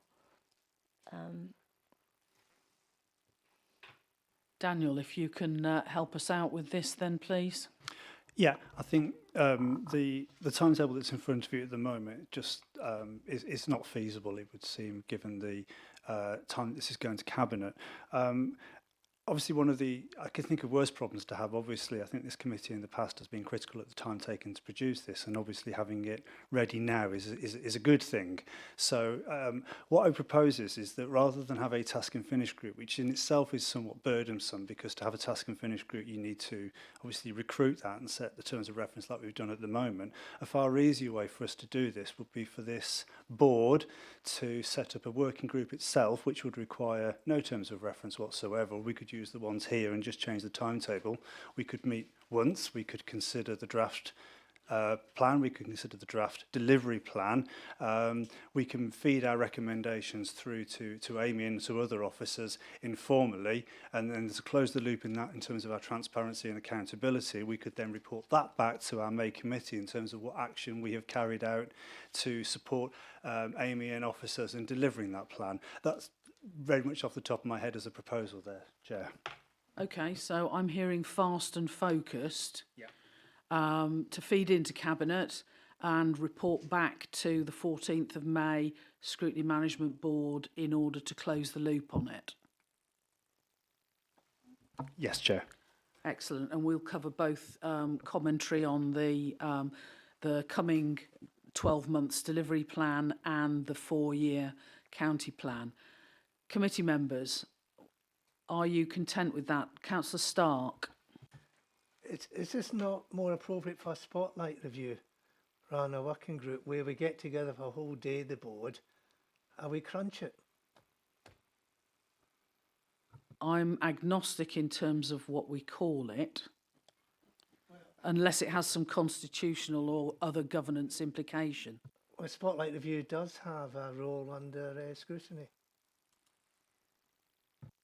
Daniel. Yeah, whatever. To be honest, I don't think it matters really. I'm just making the point that working groups can go on forever, but a spotlight review is done in a day and it crunches it. A whole day? Yeah. Really? Yeah. Including lunch, of course. Could I come in? Amy. Sorry, yes. I'm just thinking again in terms of the timescales. It needs to be kind of done really within the next sort of 10 days, recognising 10 to say 2 weeks, recognising obviously there's 2 weeks, recognising we've got Easter as well. So that might help focus it even more in terms of the length of time, in terms of availability of members as well. Can we aim to take the length of time that a committee meeting would take, so up to 3 hours, half day? That seems far more feasible. This side of the Easter weekend. So next week.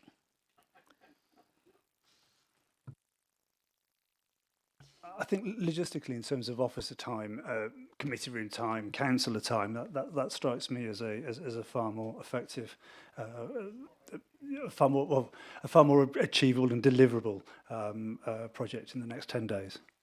Okay, and I think, you know, I would be happy for as many members of the committee as are interested in participating in that to join in, but I'm afraid we will be constrained in terms of the date and time, so it will partly be down to whether you guys have other commitments that you can't move around. But we need to get this done clearly if we're going to have an opportunity to give some meaningful input. We need to get it done before the Easter break. Content within those constraints? Thank you, committee. Thank you, Amy. I know this has moved about all over the place. We do want to try and be helpful.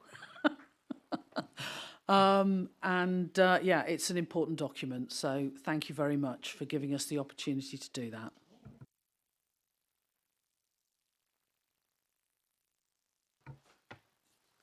So if that's a decision made on agenda item number 8, we move on to agenda item number 9, which is financial strategy work programme.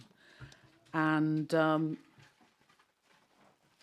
as I notified committee members, we have had some issues raised in terms of the terms of reference that were drafted for a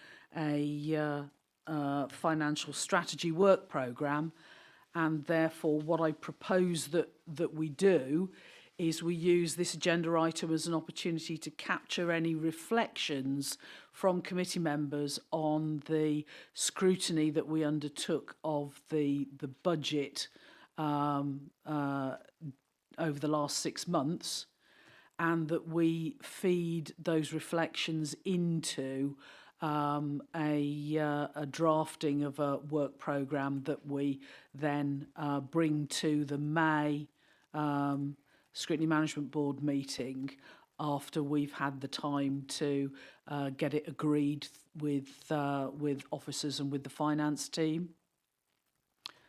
So I'm happy to open the discussion up to any comments and reflections that committee members might have on the experience of scrutinising finance over the last 12 months.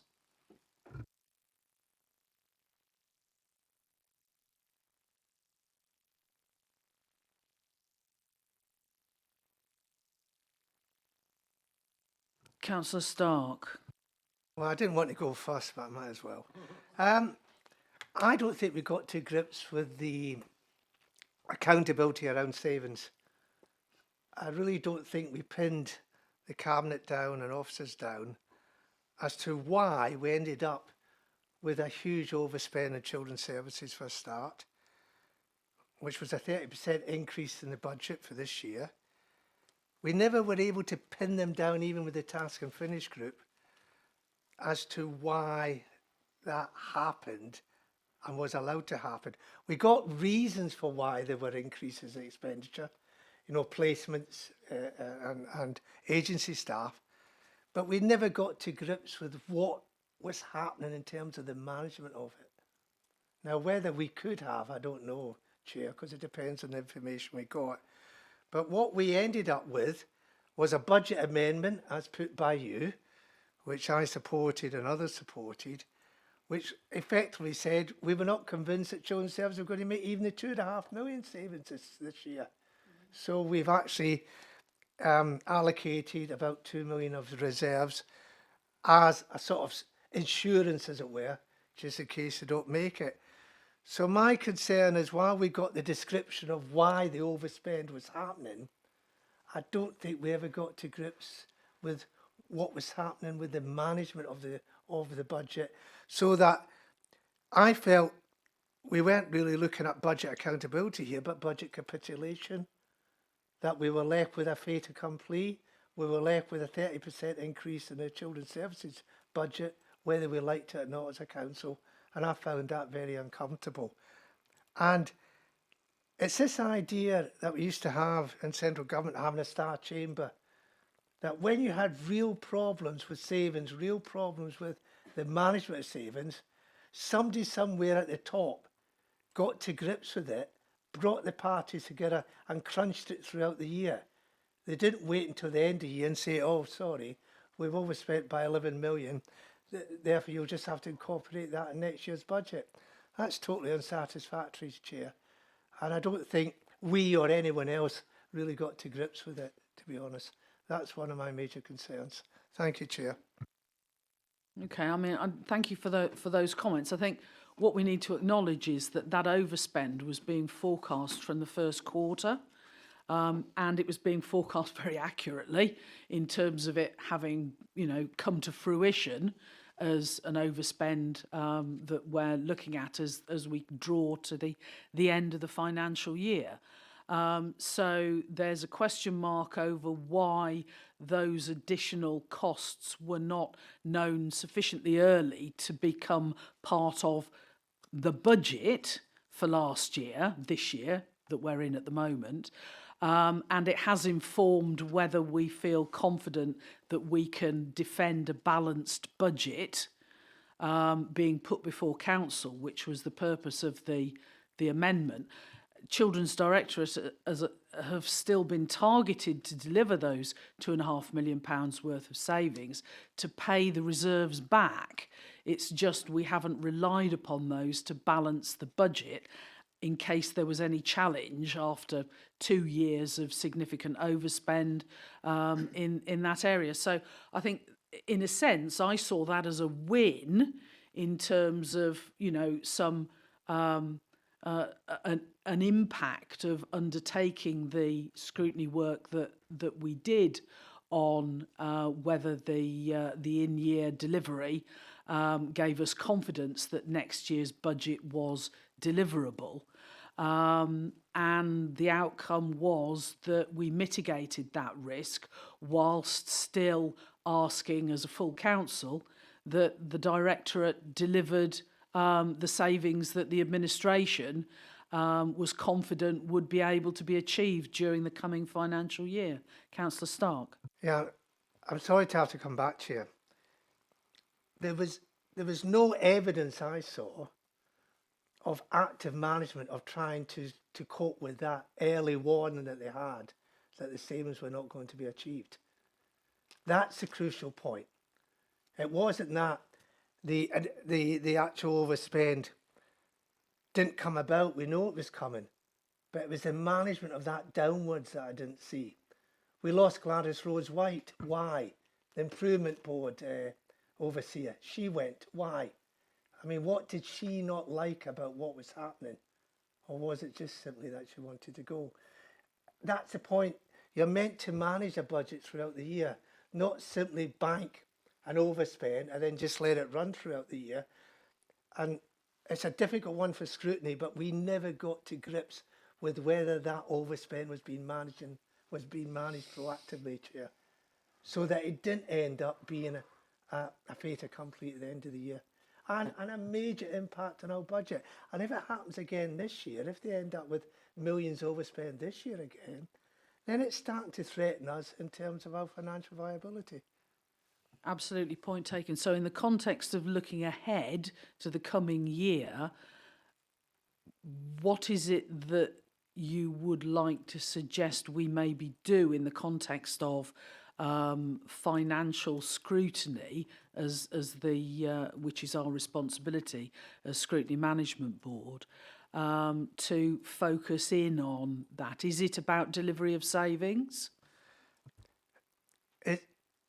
We know we've got to look at it throughout the year. And somehow we've got to get better at looking at it throughout the year, whatever that means. So that when we've got early warning of something going wrong, we as a scrutiny board can actually challenge them and set them some sort of recommendations for them to manage those savings down, the overspend downwards. I don't know what. It's active management throughout the year. That's what I'm getting at, and how we actually manage to get that through to them. Daniel, have you got any advice for us? Yes, I have, Chair. Obviously, as financial strategy, you can have there are two separate strands here. There's looking forward in terms of deployment of funding and how that's allied to the council plan and what have you. So there's that piece of work which is very much policy focused. But what you could also do quite validly as a committee is you could look backwards as well, and you could start looking at the quarterly outturn reports, and you could make that part of your work. And obviously that's informed by some of the work that you did last year anyway. You've got an obvious areas of focus here that's been a concern for this committee for a while now. So you could look at that through the prism of those savings if you want to. You could focus on one area. It's up to you really how you want to do it. So what I'm suggesting, Councillor Stark, is that yes, you could do it, and the way to do it might well be through the quarterly outturn reports that are published as part of the standard financial reporting. I think the issue that we need to contend with is timing, in that the quarter one report doesn't come forward for publicly until September time. The quarter two doesn't come forward until back end of November, and quarter three you're lucky to be able to talk about it before the end of the financial year, let alone quarter four. So we have a timing issue to do with the delay in actually receiving those reports and then being able to scrutinise them. But I think also scrutiny, that those are reported through Cabinet, and there is an opportunity to comment on them, and for councillors to ask questions, and for members of the public to ask questions. If you're saying that we need some kind of longitudinal piece of work that isn't tied to committee meeting dates in order to walk alongside delivery and provide some scrutiny level of input, that I think that needs thinking about in terms of how that might be able to be achieved. But I think we need to be clear about making sure we have we're undertaking a scrutiny role, and that we're not sort of trying to mirror the administration, because that's not scrutiny's role. Just one last point, because I know others are trying to come in. Dan, you talk about the policy side, looking at how the resources are allocated according to the county plan.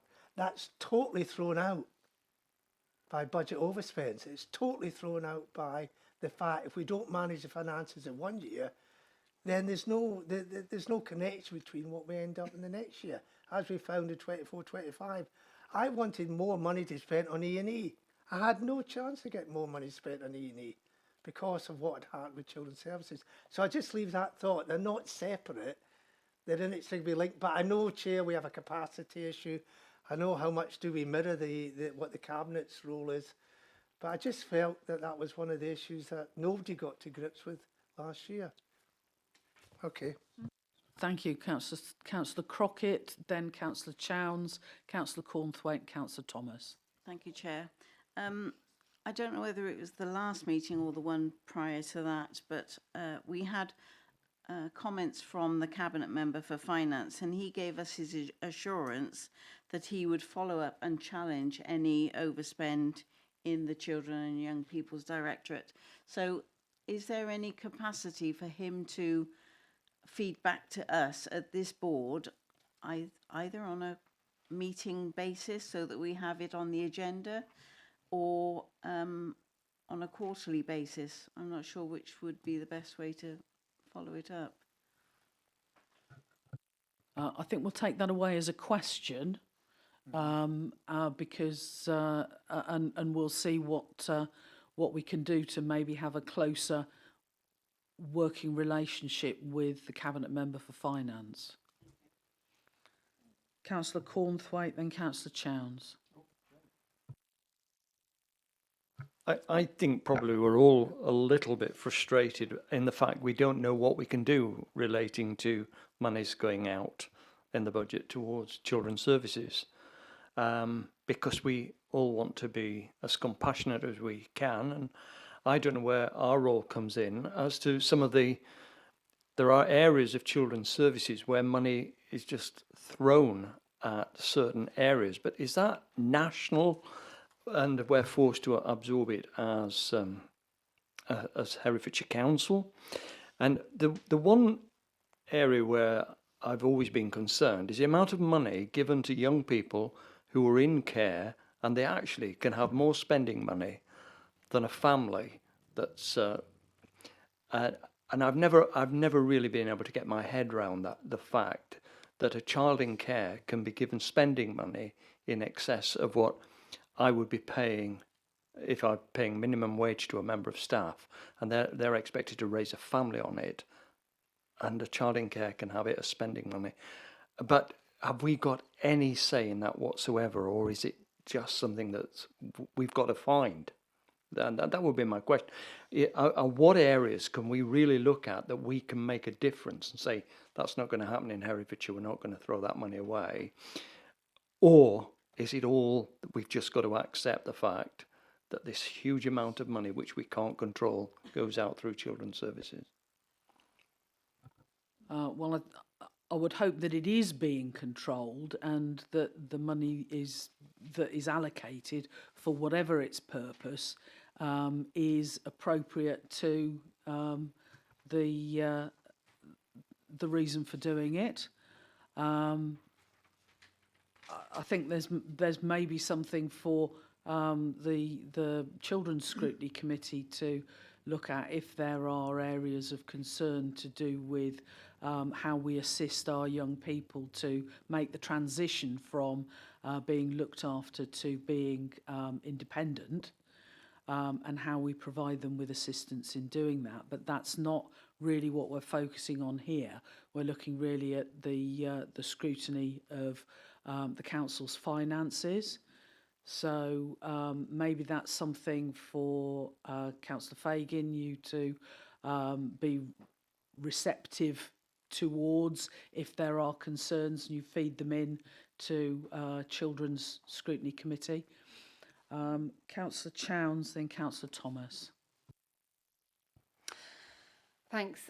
The issue I wanted to raise was about the integration between the budget process and the service planning process, so the annual delivery plan process.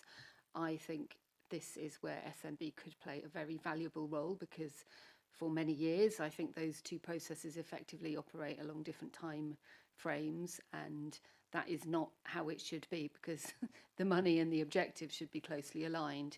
And I would like to see SMB play a role in helping to, put pressure on to, steer the council towards making sure that they are aligned. We've just been discussing earlier how we're about to kind of do the county plan and the delivery plan after the budget has already been written, which effectively means that the delivery plan has been written in numbers, if not yet in words. Those two processes should be fully aligned, and I'd like to see that happen in future years. So whatever programme of meetings we end up going through, I think that strategically going forward, that is probably the area where we could have maximum bang for buck in terms of our time. Okay, so that's taking a look more at the medium-term financial strategy and how that aligns with the county plan, in terms of coming increasingly into sharp focus as, the year ahead is planned to be delivered? I think, you know, MTFS and county plan is next stage. I'd like to see us getting them integrated for the year ahead. So the integration between the annual budget and the annual delivery plan. That's what I'm talking about here. Let's see if we can push for those to be fully aligned in the coming year. Okay, well, I think the timing of the development of the delivery plan and the budget maybe ought to be more closely aligned, and they have been in previous years. That's it's precisely just this, my point. yeah. Yes. They've never have been fully aligned in previous years, despite our best efforts. But I think that we could all agree that they ought to be. And let's use this committee's time to try to make sure that that does happen. And that's solidly in accordance with point B of the 4 points of guidance from, you know, CFGS and SITFA about what our committee ought to be doing, basically. Thank you. Councillor Thomas. Yeah, I have to agree with Councillor Stark. We didn't achieve what we tried to achieve in December over children. I can remember actually when I was sort of volunteered for it, I asked to see literally balance sheet, because you cannot analyse a business which is going wrong. Let's face it, it's the same as a business. You can't analyse a business going wrong. You need at least 3 years where you can just look across at a column here. What we got on the screen is how much extra this is going to cost, how much extra that's going to cost. But there was no way we could actually drill down into it and say, well, hang on a minute, why have you spent? For just a classic example on that sheet we got, children's Ascend Transport, 2.5 million extra. Well, it's costing, what, 4 point something million? And I sort of looked at that and thought, this is, you know, monopoly money. This isn't real. And I would love to know how. Now, obviously the council, the finances in the council must operate, financial director must operate on a monthly basis. You can't operate anything this big unless they're even closer than that. So why is it as a scrutiny committee we cannot see that sort of information a lot closer to the term, not wait for a quarterly, because what you've just said, Chair, it's so far behind all the time. So it's as much as useless. We need to be having the exact figures much closer to the time that they're prepared. Okay, so there's something about being able to keep current in terms of our understanding of how the in-year delivery is developing. Okay, can we capture that? Councillor Bartlett. Thank you, Chair. To be honest, a lot of my points have been made now. Thank you, Councillor Chowns, for just referencing point B in SITFA, because it absolutely is about the integration between financial planning and service delivery planning. So in terms of the fact that we don't want to be duplicating quarterly budgets, quarterly reports that come to Cabinet, we can look at them there. Can we look at what corporate dashboards there are that are reporting in real time that we could actually be given access to as SMB to track those changes in finance? And yeah, so the only other point I got that hasn't had an airing in the room is so particularly when you look at the last two sets of minutes for our experience of doing the budget, we had a huge amount of action points that we wanted to bring forward to the second budget meeting and then onwards. To my knowledge, we really have had no feedback on any of those action points that we asked. Income charging, car parking, any of them at all across the whole range. My feeling is we are stuck operating in a little bit of a bubble. We're asking about stuff that's in front of us, but we're not getting any long-term feedback. And as the year progresses, I would like to see any actions that we have resolved in a timely manner so that we can actually move on rather than just being left flopping, if that makes sense. Okay, so there's something about action tracking, and I think, you know, for me that was particularly pertinent when it came to the pair of meetings that we had where we scrutinised the budget in detail, where we were asking for certain information to be provided in time for the second meeting, which never appeared, and it didn't appear to inform Cabinet's decision on the budget or indeed full councils. So I think recognising that when it comes to scrutinising the budget as it starts to solidify, time pressures, it is going to be incredibly compressed.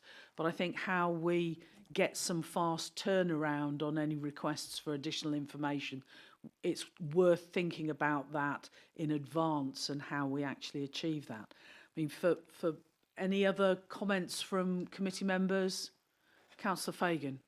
Yes, Chair. I think one, we need to be very careful that we're not trying to micromanage different directorates' budgets. I don't think that's our role. You know, we've got to be more strategic. But at the same time, and I understand the difficulty getting the quarterly outturns, but I think everything sort of it was left too late, as Councillor Stark said, and that if we could have a check-in point that was actually earlier, so we could see sort of where whatever the outturns are telling us are flagging up issues, and that we can, you know, make sure that we're actually any overspends or lack of savings don't suddenly take us by surprise in November or December. That would be quite helpful as well. Okay, thank you. I mean, I've got a couple of areas that struck me. One was trying to improve meaningful public and parish consultation on priorities, and how that might need to take place much earlier on in the annual cycle than leaving it until October, November, December to do it, and you know, emphasis being on meaningful, and I think particularly in terms of, you know, relationships and communication with parishes where they and we may be looking to share service delivery. We've got some funding of lengthsman schemes. We've got some funding of, you know, the footpath P3 schemes. Some parishes and market towns in the city are interested in, you know, sharing service delivery in certain areas where they see that's a priority for their residents, and enabling those sorts of conversations to take place in good time to align with parish budgeting cycles, and also giving people, the public, an opportunity to input meaningfully in terms of their priorities, rather than having to comment on some very high level questions that get asked quite late on in the process. So trying to improve that consultation with key stakeholders. And the other thing is something about delivery of the capital programme and programme management board. Each year we set a capital programme that looks, you know, across 3 or 4 years in terms of what we're wanting to do, and inevitably it sort of slides to the right each time when Some of these capital investments are really important in terms of delivering community infrastructure, whether it's a new school or whether it's delivering on Section 106 monies that have been collected, whether it's investment in health facilities, or the maintenance of commercial properties which generate income for the council. Something about how we deliver on our capital programme in a timely way in order to support communities and the delivery of services and service transformation. So maybe there's something around there that we can perhaps look at, which also takes account of how we plan to do it in future, in the following year, as well as how we're actually doing in terms of delivering on it in year. I don't know what members think about that. Oh, and the other thing was, of course, income and charging. We kind of touched on it, but income generation and maximising revenue generation generally. We talked about it a little bit in the Hoople item, but we have the capacity to generate income in certain parts of the council, and making sure that we're taking the right approach to doing that. Councillor Stark, you were indicating. I've always felt that the capital programme is really a wish list, because if you look at what's actually delivered within a year, we aim to deliver the capital programme. It's quite a small percentage at the end of the day, and every year we end up carrying over quite a bit of the capital programme into next year, which must have associated costs with it. So I do agree with you, Chair. I think there is an issue around the management of the capital programme and making sure it's delivered in the year that it's meant to be delivered. There obviously will be force majeure at times. I mean, the government might change legislation, or there may be reasons why something might not be able to be delivered. But it's consistently way below what we aim to do. And I think that would be an area that would be worth looking at as a strategic board, Chair. Thank you. Well, that's... Oh, Councillor Thomas? I was just going to comment on what you suggested there. Parish councils, I don't know. There's a big difference between your parish council, your town council, and the other town councils, and the rural councils. Rural council, parish councils are very parochial, and they are really only interested. You cannot whip up any enthusiasm to talk about anything futuristic. I've sort of knocked my head against a brick wall with all mine now, except one that has a lot of 106 money.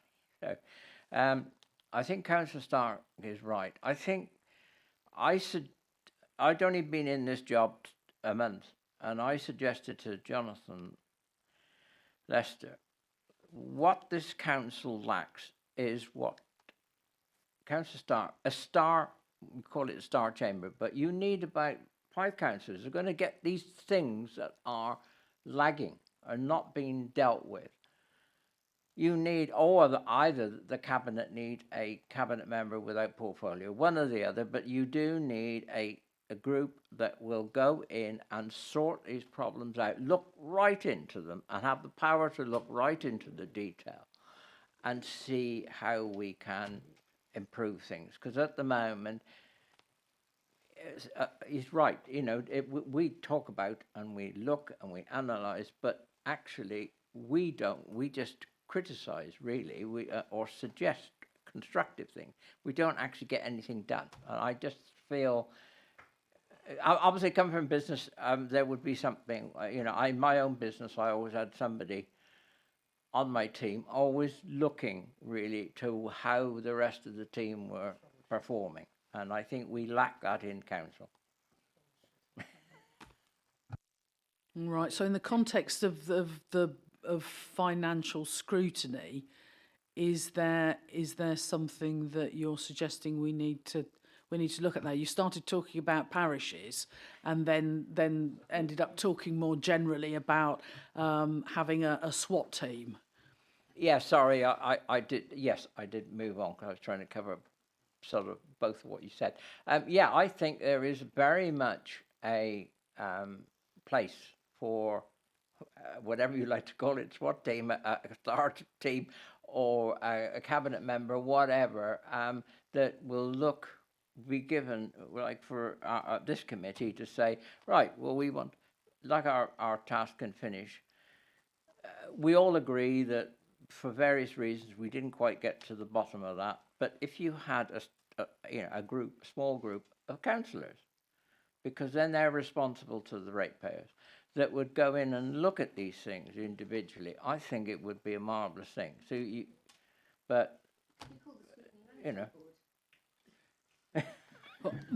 maybe the sort of the question here is how is it possible to respond quickly and effectively when a problem or an issue is identified that falls within the remit of this board?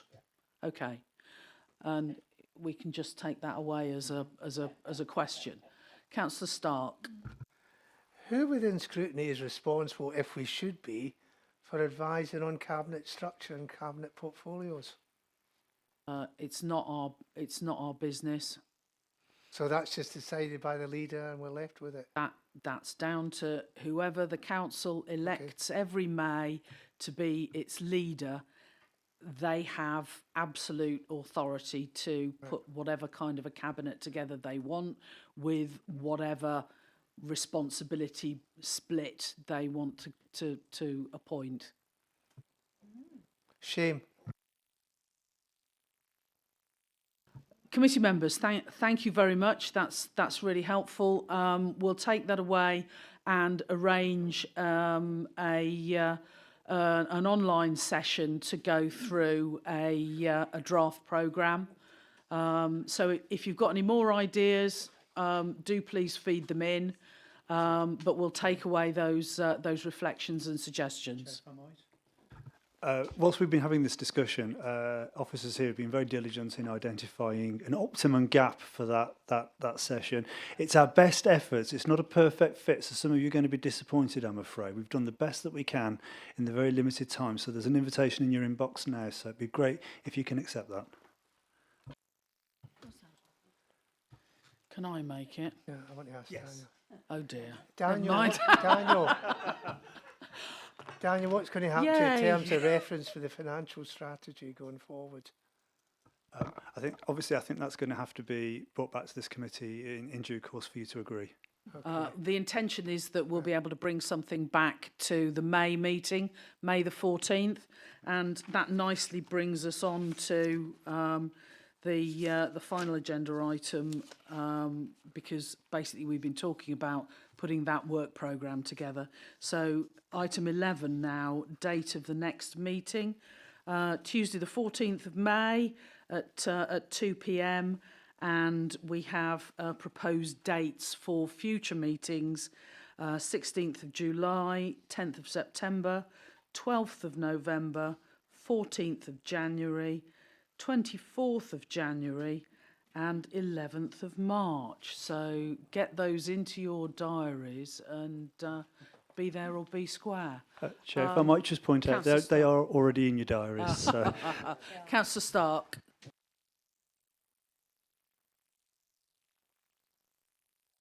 Oh dear me, don't. It's a race to the bottom, that is.